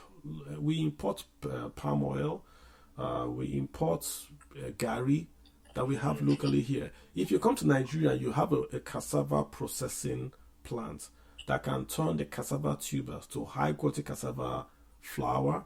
You can export it or chips. That's just cassava alone, right? Soybeans. China is buying tons of soybeans. Again, we have soybeans, but is it processed locally? You saw that there was a tweet where the ambassador in China posted a picture where China was importing bones from Nigeria, cow bones from Nigeria, right? And Nigerians were surprised that, wow, why are you importing cow bones? There's more value in the cow apart from the bone, from the beef. The horns, the blood, the skin, all that make actually as much money as the beef. But no one is doing processing of the cow, the blood of the cow, that's used for fertilizer. No one is doing that. So value chains exist. If you go to the so many Nigerian websites, they will show you what is the need is out there that you can come in here and invest. It's really about, you have to be here. So I don't know if you're asking a question of what can you invest in, but if that's your question, there's so much you can invest in Nigeria that you can make a lot of money. The problem is that, are you going to really be invested? who's going to manage that asset for you? Because if you leave them alone, sorry to say, they steal the whole thing down. But if is there opportunities, the answer is a big yes. Okay, and then another thing that's been running through my mind is I read an article about how our ginger production was wiped out to zero due to GMOs degrading our soil. Soil. We all know, and based on the fact that I understand how Western countries basically look at such things as GMOs are basically a subscription. They are DSTV for food. That's what it is. You're paying a subscription to a foreign company to give you seeds to plant so that you can eat. Is there anything we can do in terms of our local seeds? I'm very, very big on Nigerians and Africans all together eating our own. Our food is healthier. Yeah, by a mile. Yes. Is there anything, or are there any projects or any write-ups that someone can look at about how we can basically get local seeds, store them, and be able to use our local seeds to compete with these GMOs? Because we're already in a bad situation. Yeah, Mike, that's another opportunity right there on the value chain for you to look at in terms of to say, okay, we have a seed. I know we have one seed, Northern Nigerian Seeds Company. It's in the north where we make seeds for, I believe it's for maize and for corn and all that. But what's the funding? Seeds are big business. The guys in Germanto, what's their name? They do the seeds. Constanto. They make a lot of money from seeds. And if you are buying those seeds now, they've mixed GMO in. So when you buy them, you're getting GMO. But if you had a local guy in Nigeria that was doing organic seeds, just growing the seeds, ginger doesn't use seeds, right? Well, that's what I learned. It uses just the results. They get the small buds and they plant them. And I think what happened with ginger is the disease that came and has wiped away the ginger plant because the disease. Again, no pesticides. We're not using pesticides. We don't have proper management of the seed value chain. So just like how there's something like tomatoes did not get wiped out with one disease. We're not really managing our local ecosystem that well. There's a moth that comes from the north, from Niger Republic. It just kills the tomatoes. It lays the eggs. It kills it. What's the way out? Greenhouses where you just have the taps over the tomatoes and you can grow the tomatoes not in the out day sun. But we're not doing all those things. Nigeria's agriculture is whole, cutlass, and rainfall. It's not IT, it's not tech. So these are all the value chains you are talking about. We don't have them, but if you come do them, boom, you are in the money because seeds are like fertilizer. Very, very important, sir. Thank you. Yeah, you're very welcome. Let me get my good friend Enna. Enna, sir, how are you doing? Proverbs 13:20, he that moves with the wise will become wise, but a companion of fools will be destroyed. Amen. So sound discussion.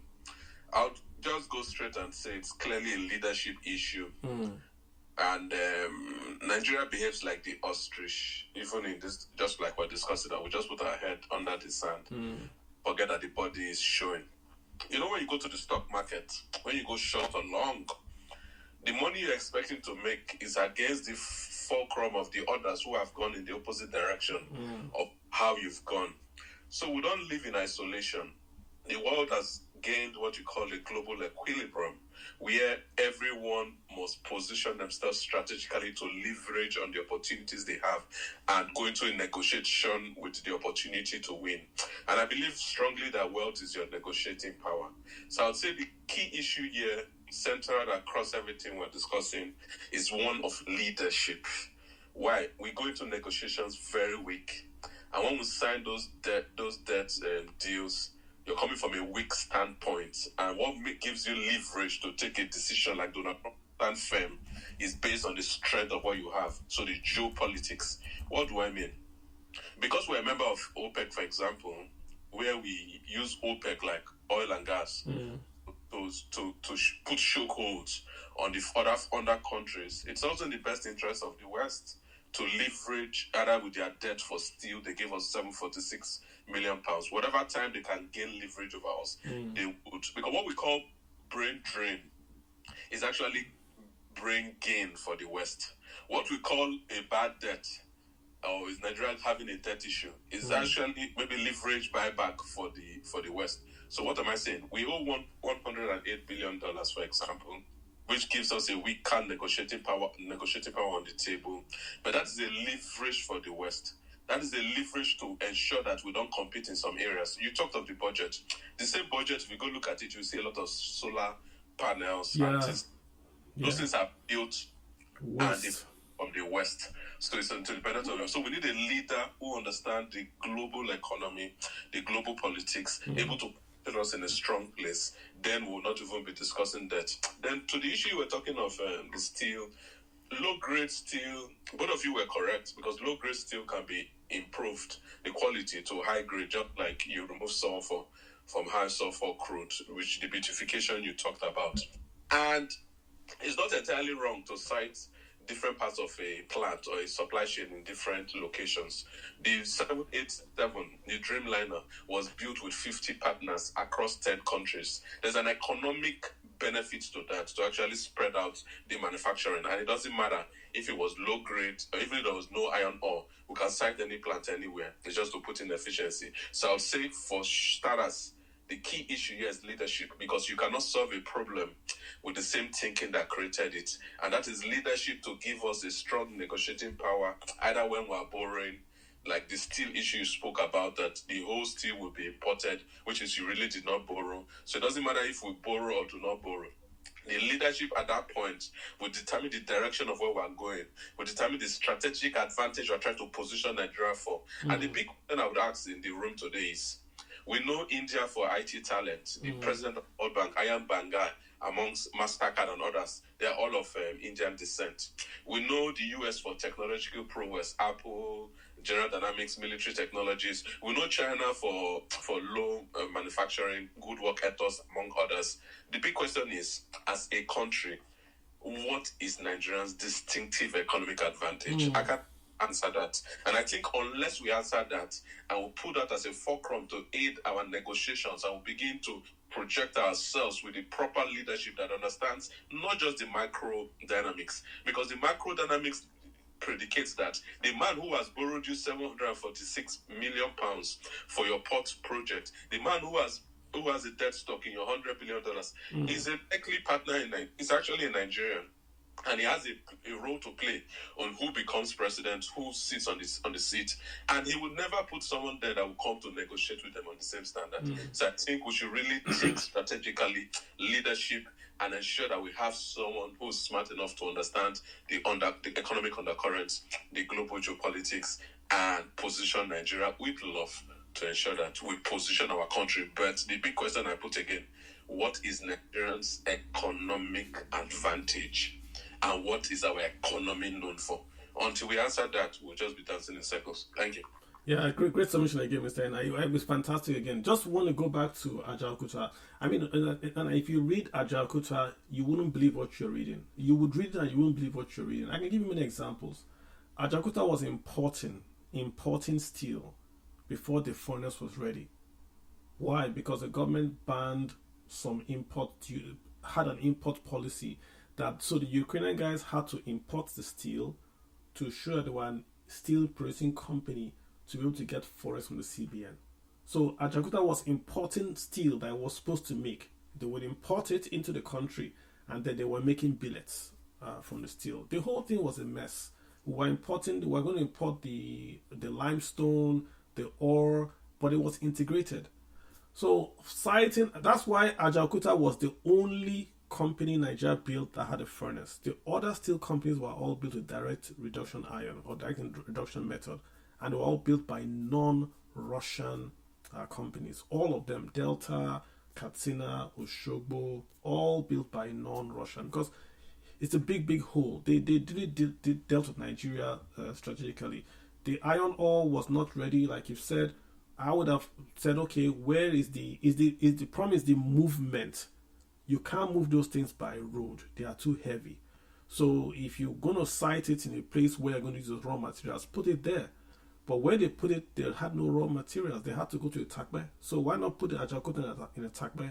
I don't know, but that's a different one. You've asked the question, what are we known for? I think in the 1960s, when Nigeria was known for cocoa, we were known for palm oil. We were number one in palm oil, number 1 or 2 in palm oil, we're number 1 and 2 in cocoa. Today, those are gone. Those are gone. Even crude oil that we now became known for in Africa, Angola is snipping at our heels. Libya is snipping at our heels. If you go back to today now, I think we are getting known for IT. We're bringing out the unicorns are in Africa.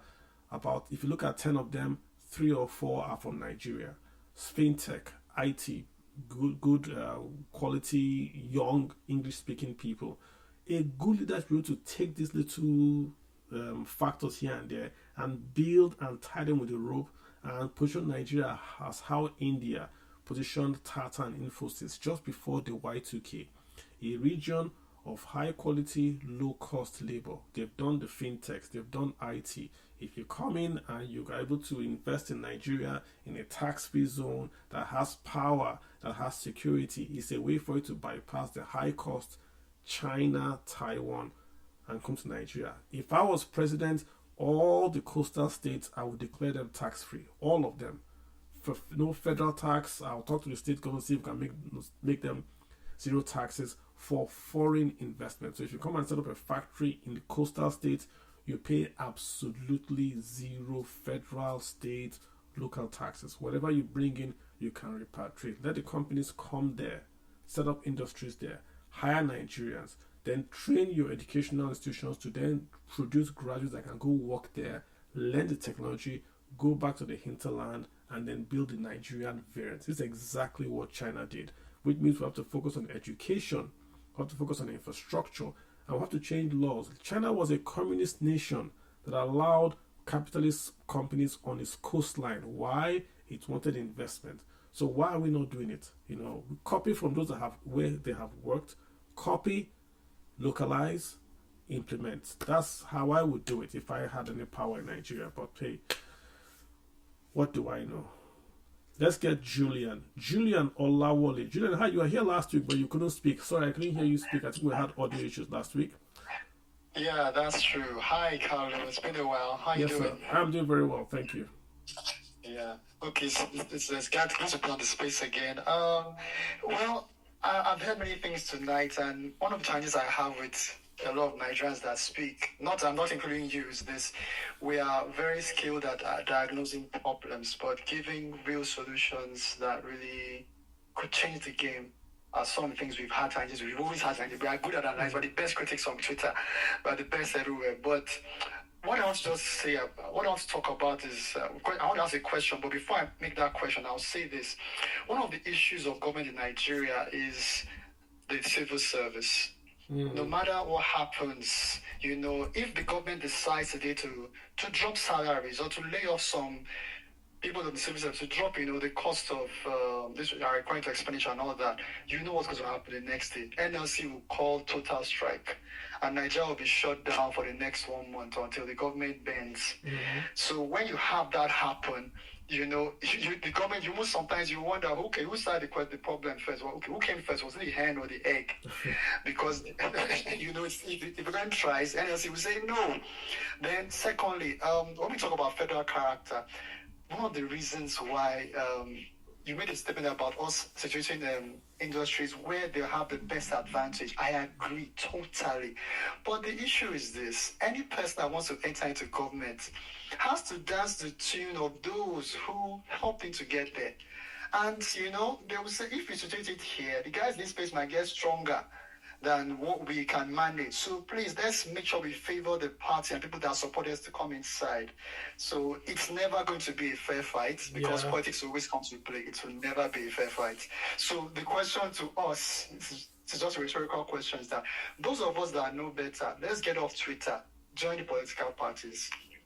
That's just the way. If you know you can do something, join the political. I'm not saying join APC, ND, join anyone. Understand the system from within, and then you can get a crowd of people that think like you, and in the future you can do something that will hit the country well. So that's my submission.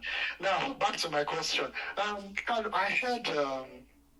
I had some years ago. I had some CEOs doing an interview in the US, and they were talking about the American debt, which of course makes Nigeria look like as if we are players. We are just singing, and they made a statement that if the government of the US comes to the private sector in the US, they can clear off the American debt, and they all agreed.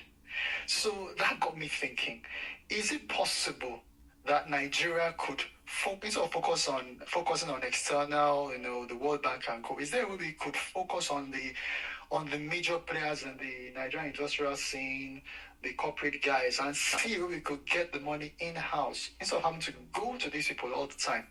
Ndi Okereke, the GG, made a statement once, and I thought about it. Said that if the government can put all of our things on the stock exchange, our projects, and make it such that it can be seen publicly by everyone, they will raise enough money to fund all one or two.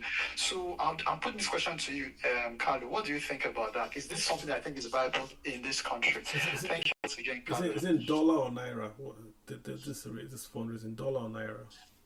Okay, well, is it possible let's look at both scenarios. Is it possible in dollar or in naira? Yeah, you can do both. You can do both. Nigeria has issued a dollar bond in Nigeria.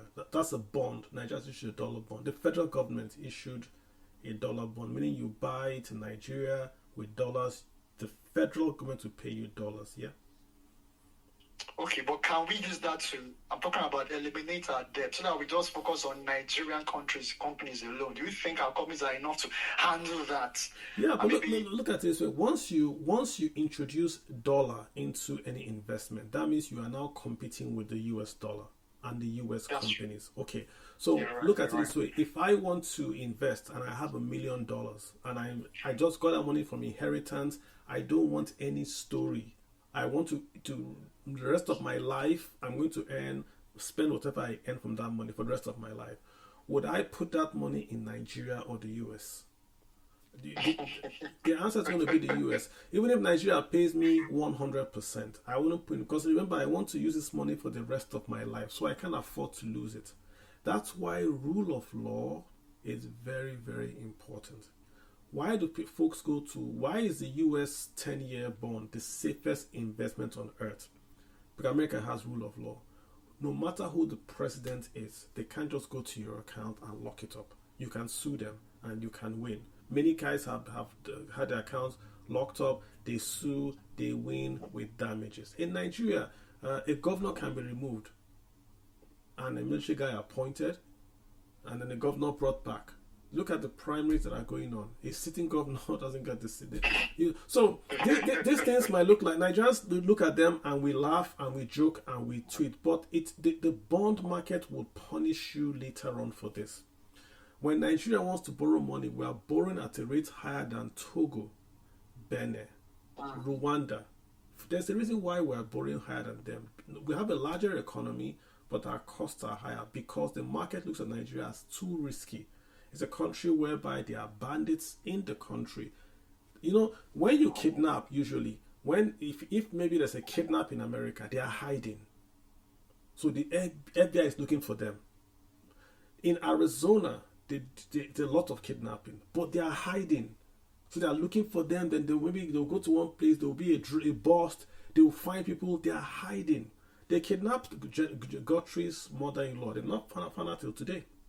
It's not been found today.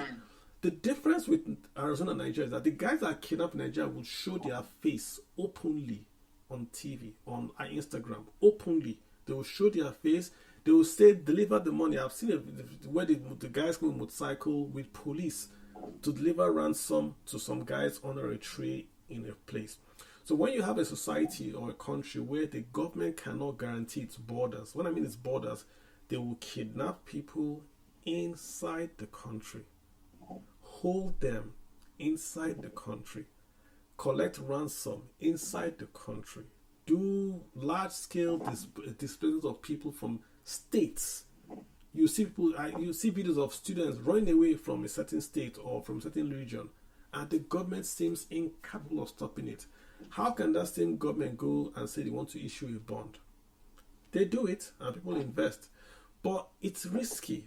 That's why we're paying 7-8% for a nation like us. So that's the answer to you. We can, but will investors buy? That's just it. And even when if you say we can, there's no way you're going to borrow cheaper. Because of your high risk, you're going to borrow very expensive. So the World Bank is giving you a cheaper loan than you get from Nigerians. World Bank is 2-3%. Bilateral trade, China is going to give you 2-3% with 10 years moratorium. Eurobonds, even the Wall Street guys, the Golden Geckos are giving you loan below 10%. Below 10%. What will you have to pay a Nigerian to invest in Nigeria, apart from patriotism? If you say, Kalu, you have $1 million, take it out of America, bring to Nigeria and invest in Nigeria, what do you have to pay me? I'm getting 3%, 4% in America. So you have to pay me anywhere from, say, 7-8% already. So where's the savings? Unless, there are many ways you can do this, right? You can do what's called impact bonds. An impact bond is to say, you say, Kalu, instead of you sending money to your village to build a road, I'm going to do an impact bond. The federal government will take that money from you and build that road, and you would only pay when the road is built. So if you Google impact bonds, they are very, very useful. They're like what they call project bonds. So you can say, if you want to build a school in your village, you give the money, but the money is only released when the school is built. So that way, you don't get money from it. It's 1% interest. It's like a social welfare bond, kind of. But you are targeting project. That's how you want to do it.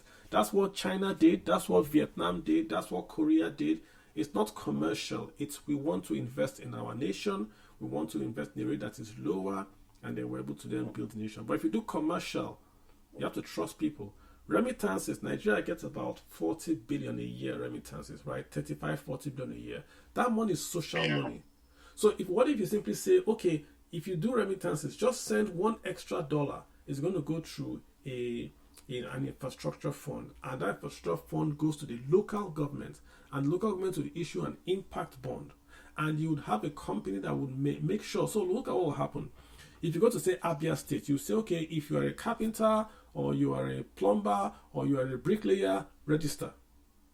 When I send money through impact bond, I will give it to those registered carpenters. I'll say, okay, go to a local bank and go and borrow money and build the road or whatever that the man has asked you to build.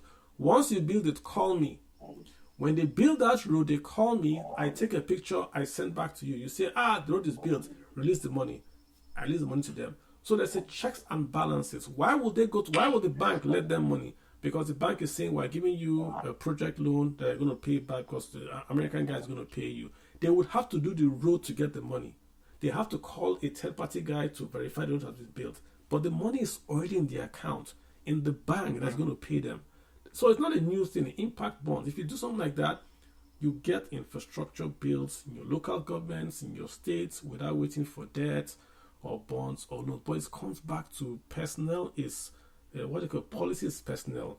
Can you trust the local government guys in your village? Can you trust them? So in the end, we suffer. When you elect all these guys, when you say go into politics, we suffer the effect of allowing governance only to be run by politicians, right? If you look, if you allow these guys that just flood the zone and do nonsense, they're just going to spend your money and nothing's going to get done.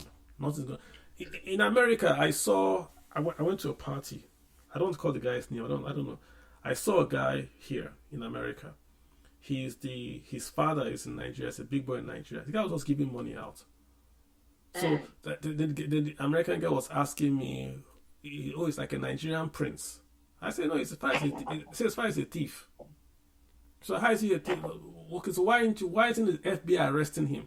No, they were like looking at him like, okay, why are you calling him a thief? If he's a thief, why are you not arresting him? And I couldn't say anything because she's right. If he's a thief, why are you not arresting him? Why is he over here in America spending money, Nigerian money all over? And there are so many of them in America. Was it Kenya? No, what country was it? Cameroon. In Cameroon, they formed this association in Cameroon. If you are a government minister and you move to Europe, you go to Europe, you stay in a hotel, they will flood that hotel line with calls. They will go outside the hotel and camp. If you go to shop, they will go to the place and follow you. They made it impossible for these guys to enjoy their money when they come abroad. We should start doing that too. If someone steals money, somebody will steal money, and they say, if you go and rob with a gun in Nigeria, that's armed robbery. They shoot you, they kill you. But someone takes the money for water, buys his wife a G-Wagon, then kids die of cholera. Isn't that murder? It's worse. It's worse, Carlo. We have to stand up. Thank you so much, Carlo. You're welcome, man. I heard you. All right, you're welcome. Yeah. Let's get Isaac. Isaac, go ahead, man. Isaac, thanks for waiting. Appreciate you. Yeah, hi, Carlo. How you doing, sir? I'm fine. So I just wanted to thank you for all the insights you shared here. But there's one thing I wanted to ask. So at a very level, GDP and everything, we are here having this conversation, and because we kind of understand the implication of some of these things, it's easier to, flow and also get all the implication of what's happening. And as I even hear you analyze some of these things, there's a level of anger that is being stirred up in me. But at the very micro level, which something you call like stomach infrastructure, I think an average Nigerian is at that level. Yeah. And what would be your advice? So how do you think some of these messages can be distilled to them to really understand what is happening? Okay. Because I feel like an average Nigerian just feel this level of helplessness, not by choice, but because they don't just even understand what is happening. So how would you approach that, or what are some of the advices you have for? Do you know how you can solve corruption and mismanagement in Nigeria? You know how you can solve it in one full grasp. If it was possible to carry everybody from Nigeria, just carry everyone from Nigeria for one day to any Western capital, just for one day, then take them back to Nigeria. Once you do that, it will stop. There is this myth, it might be true, that militancy in Nigeria started. I don't know how old you are, but there was a guy called Nnamdi Kanu. Was it Nnamdi Kanu or something Kanu? When Abacha went to run for office, you know how Abacha is, when he run for office, there was this guy that went and was doing youths earnestly asked for Abacha. It's like what they're doing today with City Boys. Before City Boys, there was Ye. Ye was youths earnestly asked for Abacha. What he would do, he would take people from this state to go to Abuja and march. They said when he took the guys from Niger Delta to Abuja, the guys saw Abuja and said, "What? So country be fine like this?" That's how they started men. They said, No, you must increase our money. If Abuja can be this fine, you must increase our money. That's how it started. Nigerians, again, I apologize. I don't want to speak broadly. But you cannot wish for what you have not seen. Do you know that when I grew up in Nigeria, at least I saw power. I saw NEPA working before it went down. I saw a bit of NEPA working. The school I went to for 5 years, they took light once. That was in Jos. They took light once and they told all of us. It wasn't NEPA, it was something else. They took light once. Guys in Jos will know it. It was schools in Bukuru. They were in NEPA. Took light once. So I saw a bit of NEPA. But a kid today, think about this, a kid that was born from, say, 2000, thinks it is impossible to have 24 hours power supply. That's what a kid that was born thinks. A kid that was born in 20s thinks that the only way he can go to university is by getting a loan from the government or from a rich relative. That's what a kid thinks. A kid that was also born to thinks that insecurity is something you live by. Just pray, go out, don't try to get kidnapped, be very, very smart about you and all that. And if police stop you, you can bribe them or don't wear dreadlocks. That's what they all believe. It's what they all believe, that jam is, if you dry jam with candles, there's nothing wrong now. It's, at least you can see there's candle. That if a road is built, you should thank the governor or thank the government chairman. This is what people believe. So when you have people with this belief and you give them 50,000 naira, don't you see them thanking the politician? How many see those videos on Twitter where they will line them up and give them cash? And the guys will thank the politician, "Thank you, sir, for giving me cash." The cash is their money. But they don't understand. There is no relation in Nigeria between tax increase and the money in their wallet, between inflation and well-being, between elections and GDP. There is no correlation. Nigerians don't relate that if you elect this person and he does this policy, I will have food on my table. They don't link it up. Why? I don't want to get into that. So when we do why I do things like this is to take this information that I know, try to break it down and show Nigerians this is what's going on. So at least when you are talking to someone, you can say, hang on, this is this, this is this. Where you can't get angry. You can't just say, I hate the president. I hate the governor. I hate Nigeria. Why do you hate it? They are borrowing too much. What are they borrowing? You don't have any data. You don't have any. That's why I do what I do. So you can have information to say, this is what we should change.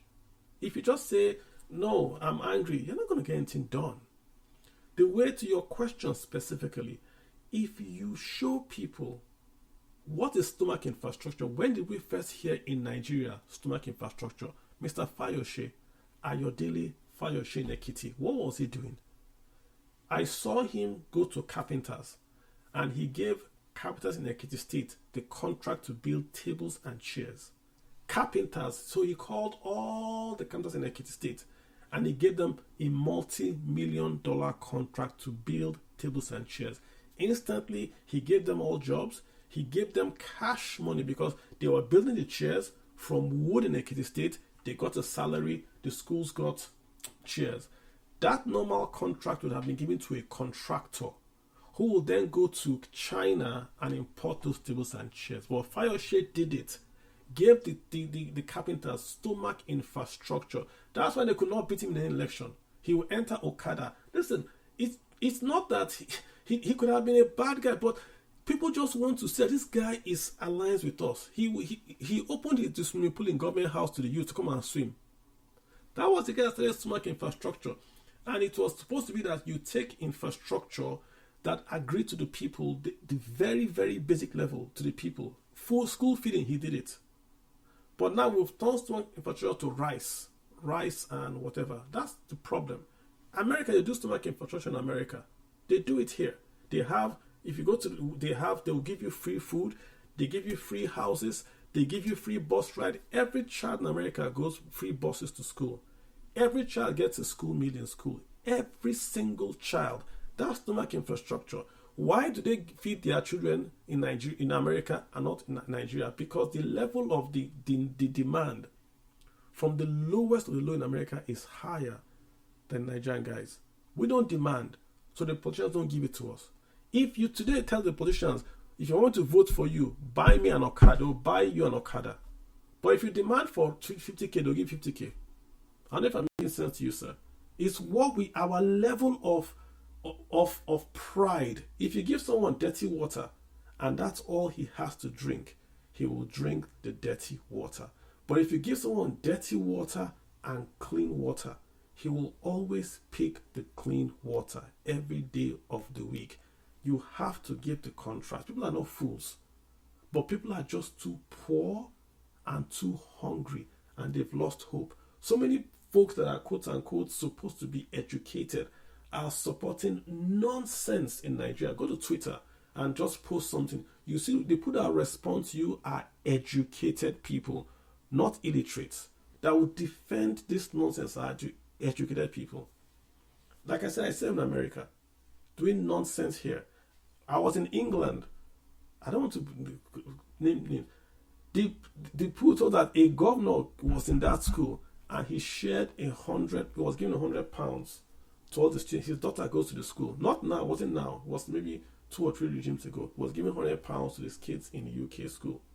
But in Nigeria, it doesn't do anything. It's just a mess. Isaac, yeah. Sorry if I ranted there, but it's just... Oh, I mean, thanks. That was really good. I mean, it made a lot of sense because I'm just thinking about it like you use America. Once groceries prices goes up, the government start panicking. They start looking for things to do to make sure that people are not complaining too much. And that accountability is Look at Trump. Why is Trump ending the war? because there's going to be summer. Summer is coming. Yeah. People are going to buy gas, and gas is gas is now $5. You fill your tank with $100 effing 100. So he knows that even if he's Trump, he can't go into summer season with people buying gas. So he changes. In Nigeria, they increase the price of PMS. I support removal of fuel subsidy because it's a waste. But you can't increase fuel price, increase the cost of Nigerians by 3 times, and there's no palliative. The palliative was rice. How can you increase cost of PMS and give people rice as palliative? And people took the rice. People took the rice. PTF was a palliative. Petroleum Trust Fund was a palliative. So why are Nigerians not demanding Petroleum Trust Fund? Why are they demanding bags of rice? So don't blame. So you see, sometimes we blame the politicians. Don't blame politicians. Don't blame politicians. It is Nigerians that are demanding nonsense and getting nonsense.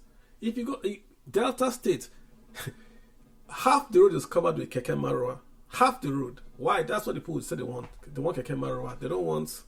I don't want to be broad, but see the point I'm making. You go to some place, they give them fish, or they give them polished to do polishing shoe kit. If you demand nonsense, politicians go to NIPS in Kuru. They are trained to be politicians. They network. They learn from experience. They pass down knowledge. That's what politicians do. But the quote-unquote citizens on Twitter just go on Twitter and talk.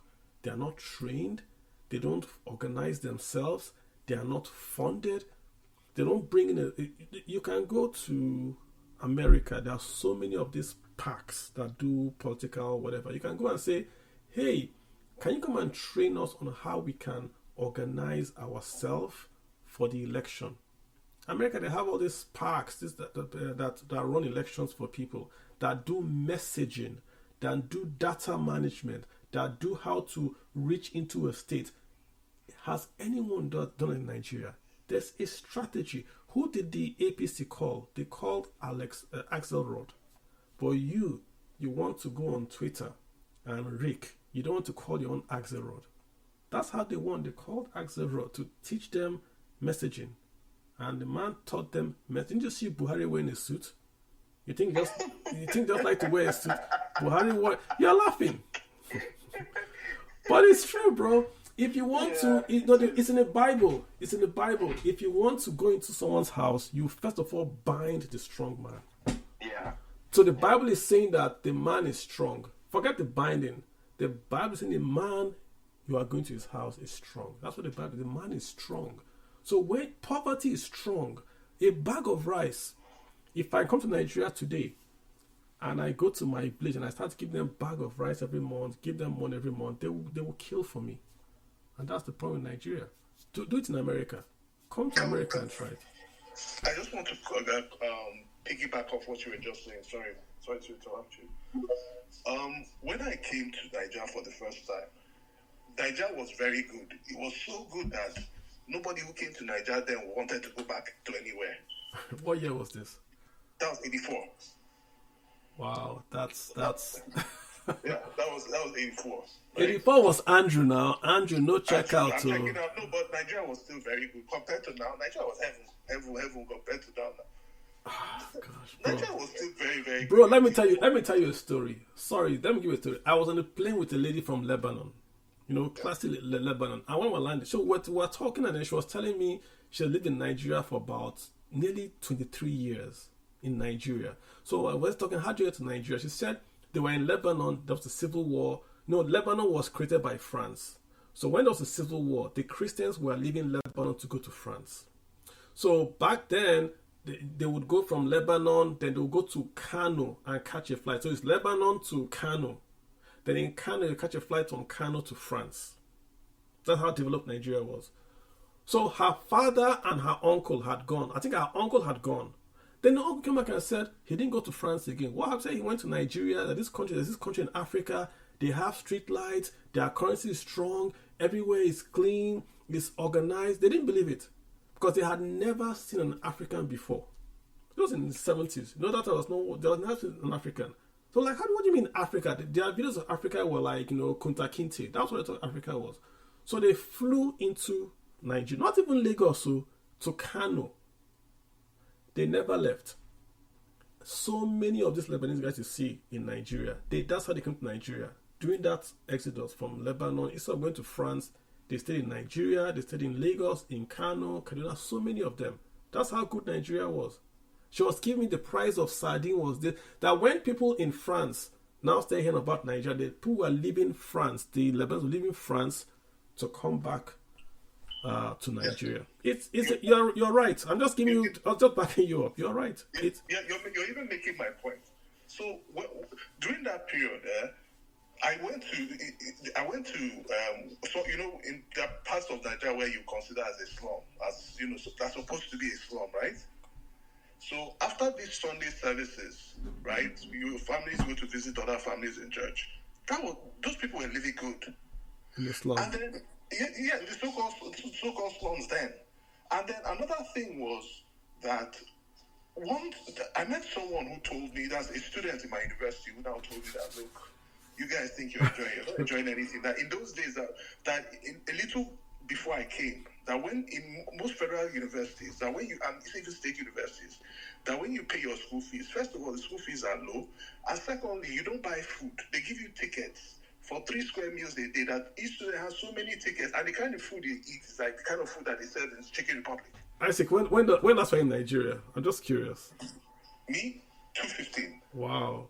So I mean, what do you know of Ali Must Go? Ali Must Go protest was because they increased school feeding. Is it from 30 kobo to 50 kobo? I wasn't there yet, but I think that's what I heard. Ali Must Go. Ali was like the commissioner or whatever, and the students revolted that Ali must go because he increased their feeding to 50 kobo. You're right. I mean, so let's give us time to speak. But the point I'm making is this, right? Nigeria was a great country. Great country. This thing that Trump is saying, make America great, that's the next, it should be make Nigeria great again. Nigeria was a great country. And you see the problem with Nigeria is that everything make us great is still in Nigeria. See, I went to a state, let me give you this. I went to Bauchi State.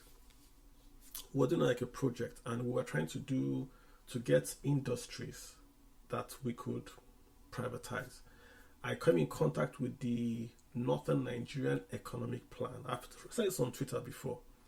If you want to read the most detailed report done to industrialize a nation, this is a northern nation, go and read the Northern Nigerian Economic Plan. They had a company called Northern Nigerian Development Company. They had a skyscraper in Abuja, in Kaduna, years before the Lagos guys had one.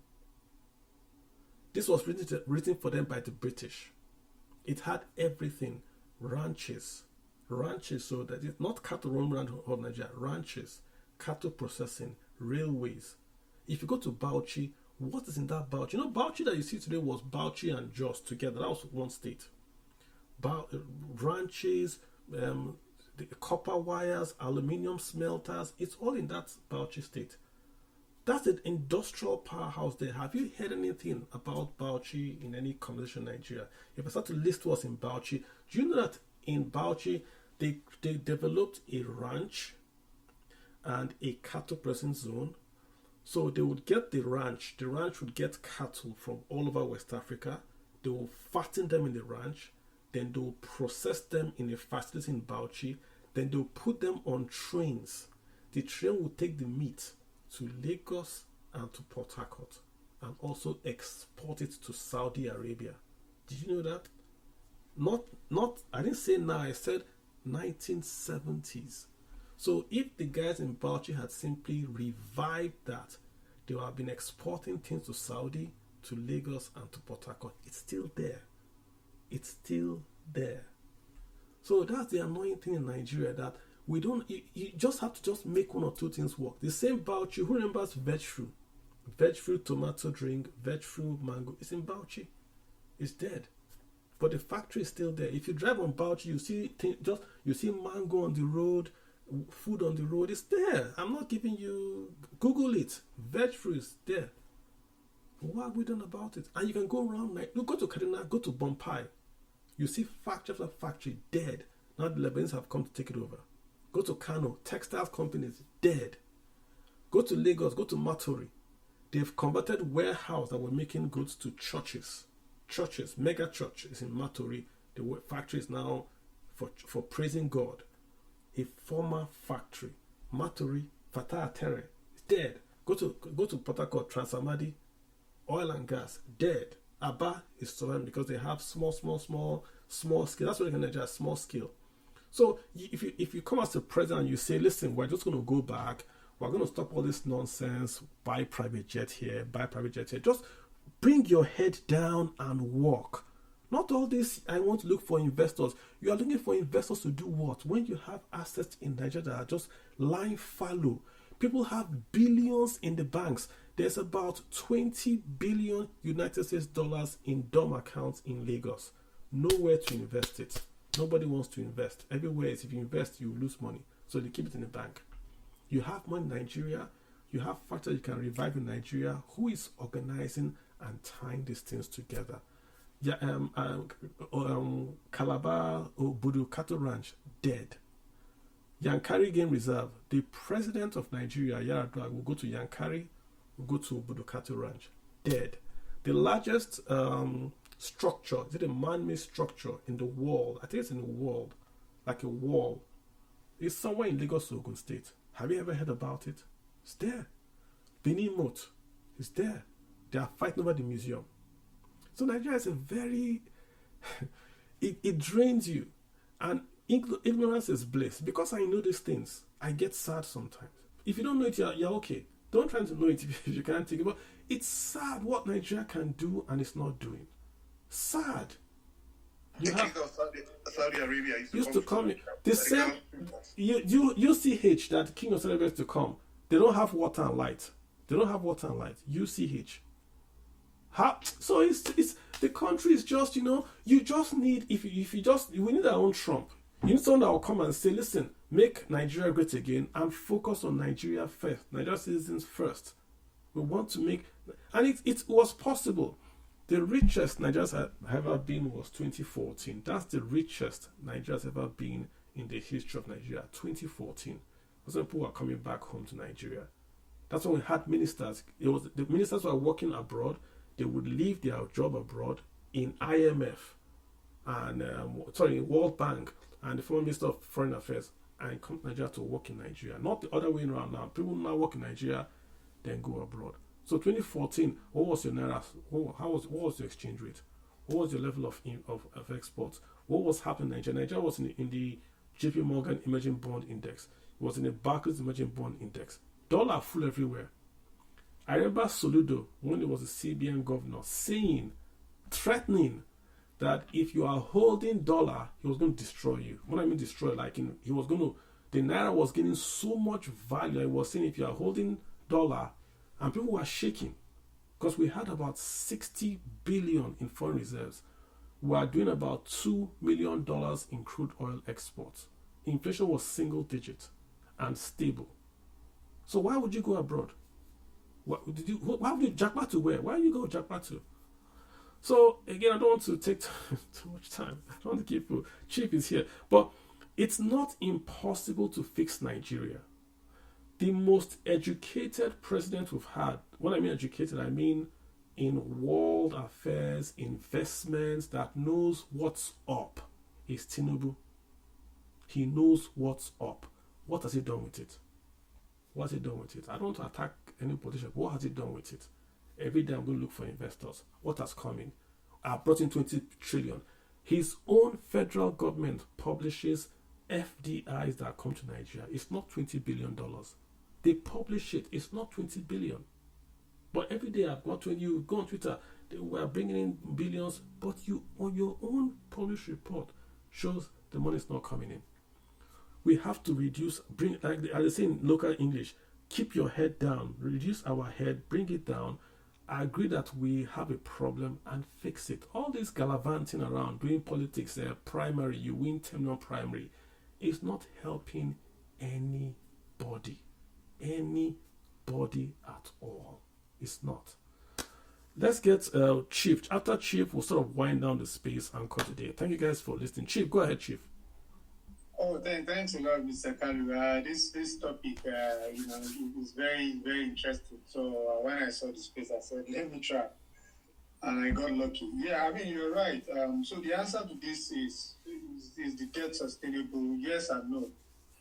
The no part for me is the fact that while the ratios look, comparable, I mean, okay, when you look at the other countries that are also borrowing and doing well. But the question is, what are we using this borrowing for? What are they being used for? Are they being used in a productive manner to ensure that at the end of the day, either we're growing our industrial capacity or we're growing our production of oil and gas, or we're solving insecurity problem in such a way that as against all these hot monies that are coming in and going back, we can now have proper FDIs that would ensure that the economy grows in a sustainable manner. The truth of the matter and the frustrating thing is that Nigeria has huge potential. I mean, we're talking about 800 kilometers of coastal line, 37 billion barrels of proven oil reserve, 215 trillion cubic feet of gas. That is not to talk about all the other minerals that we have. We have gold in the north. We have arable farmland, that can feed perhaps maybe the whole of West Africa. There's just so much potential. But like you have alluded to, we lack leadership. All we're doing is framing. All we're doing is making all this misrule and, I don't know, you said somebody is the most educated, that's debatable. No, I mean educated, I mean, like, connections globally. He was the governor of Lagos, which was the economic capital of Nigeria, for 8 years, right? Before him was Obasanjo, who was an international guy, i.e. he was like a NGO guy, international guy, military guy. After him was Yar'Adua. Unfortunately, he passed away. Goodluck was from a small state, became president. He had no contact before he became president. Tinubu was governor of Lagos, the commercial capital, not just of Nigeria, of West Africa. So he had the connections. He knows what's up. He's a businessman. So you would have expected he would have come like a Trump and say, okay, let us do business. Let's do private sector. Let's make the economy productive. Let's take this debt and then invest in infrastructure. There's a slide I haven't showed you here. The debt is going not to capex, it's going to other things. This is from the federal government's own numbers. So that's the point I'm making. He knows what's up. He knows what to do. I don't know if he's constrained by his first term or if he just, this is him. I don't know, but I'm quoting numbers. I'm not attacking the man. His first term has been disappointing. In terms of his reforms, I support him removing fuel subsidy. I support floating the dollar. I've never attacked it. Go on my Twitter feed, is there. Never attacked the guy on this. But when you have so much power, what have you done with it? He always boasts, I have 31 out of 36 states governors. But you took monies from fuel subsidy and shared out. And these governors are just spending at will. One bought a golf cart. Where is the investment in health, education? We have states in Nigeria, people are fleeing local government from bandits, fleeing en masse. Food is expensive. Power supply. Mr. Tinubu said, if you vote me in, if I don't give you power, don't vote me in. So where are we? This is the point. These are the real things. So I don't want to get political, but he's got to take a grip, grab this thing, and get busy. All this praise that they are praising him up and down the whole place, they've praised people before. I don't know, man. Let me just wrap up. It's unfortunate. So the people who are throwing monies at us, borrowing, they will keep giving us money because they can see the potential, and they will know that at some point we will get the leadership right. And once we get the leadership right, those potentials will start to become real assets, and will start to create value. But now, I don't want to go political. We all know the reasons why we have some of these misplaced priorities. When you look at the most expensive project that is currently being run by the government, there's a clear case of conflict of interest. So what are we talking about? Anyway, it's okay. We'll all be fine. We'll be well. Thank you, Mr. Khaled. Thanks, guys. Yeah, we'll be well. I think it's been a fantastic session. We've spent, give or take, I would say about 2 hours, 2 hours, just talking about around Nigeria and the issues around debt. You know, the whole space is basically tagged, is a debt sustainable? I would say it's not, because there are some external things that are going to come into play that might affect Nigeria, especially the peace in Iran. If that happens and that holds, that reduces our ability to earn higher price crude oil earnings. That's going to be a major issue for Nigeria. We haven't grown or taken advantage of the revenues from Iran. The Hormuz closure now is sort of going to go away. So we're going to go back to the $60, $70 barrel price of crude oil. But the most troubling thing is the productivity inside Nigeria. We still have no guaranteed power supply 24/7, even 12 hours guaranteed. We don't have that. We have no safety of lives and property. And inflation has ticked up because of Hormuz. Hopefully it comes back down. But we still don't have assurances of supply of basic goods and services in Nigeria. These are not good things. And this will not make an economy productive. When an economy is not productive, it can borrow its way and say, use that borrowing to cover the cracks in the economy. This is what we're doing in Nigeria. We've got to get busy and try to utilize this ability to borrow in a better way.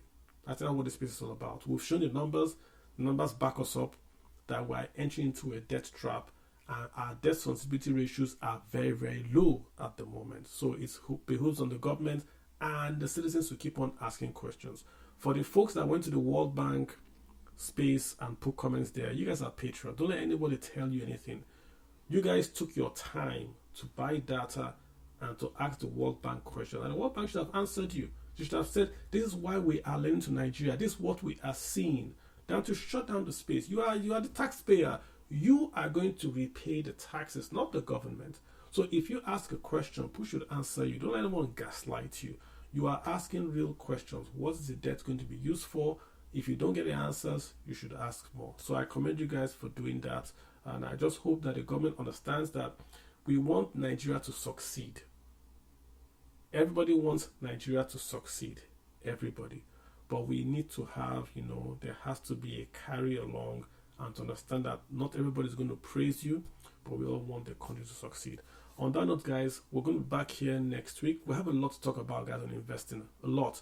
This week, we're hearing IPOs. I'm hearing Dangote IPO. I've done the numbers. Guys, let me put it this way. How will I put it this way? A speedboat can go very fast and can turn very fast. A big oil tanker can't go very fast, can't turn very fast. If you are buying Dangote, be very, very clear what you're buying. We're going to have a space on Dangote Refinery. I want to bring this on. I'm just going to have a space on Dangote Refinery IPO. But remember, if Dangote Refinery is paying dollars, that means you want to compare Dangote with, of course, SpaceX, Anthropic, OpenAI. They're all going to be out.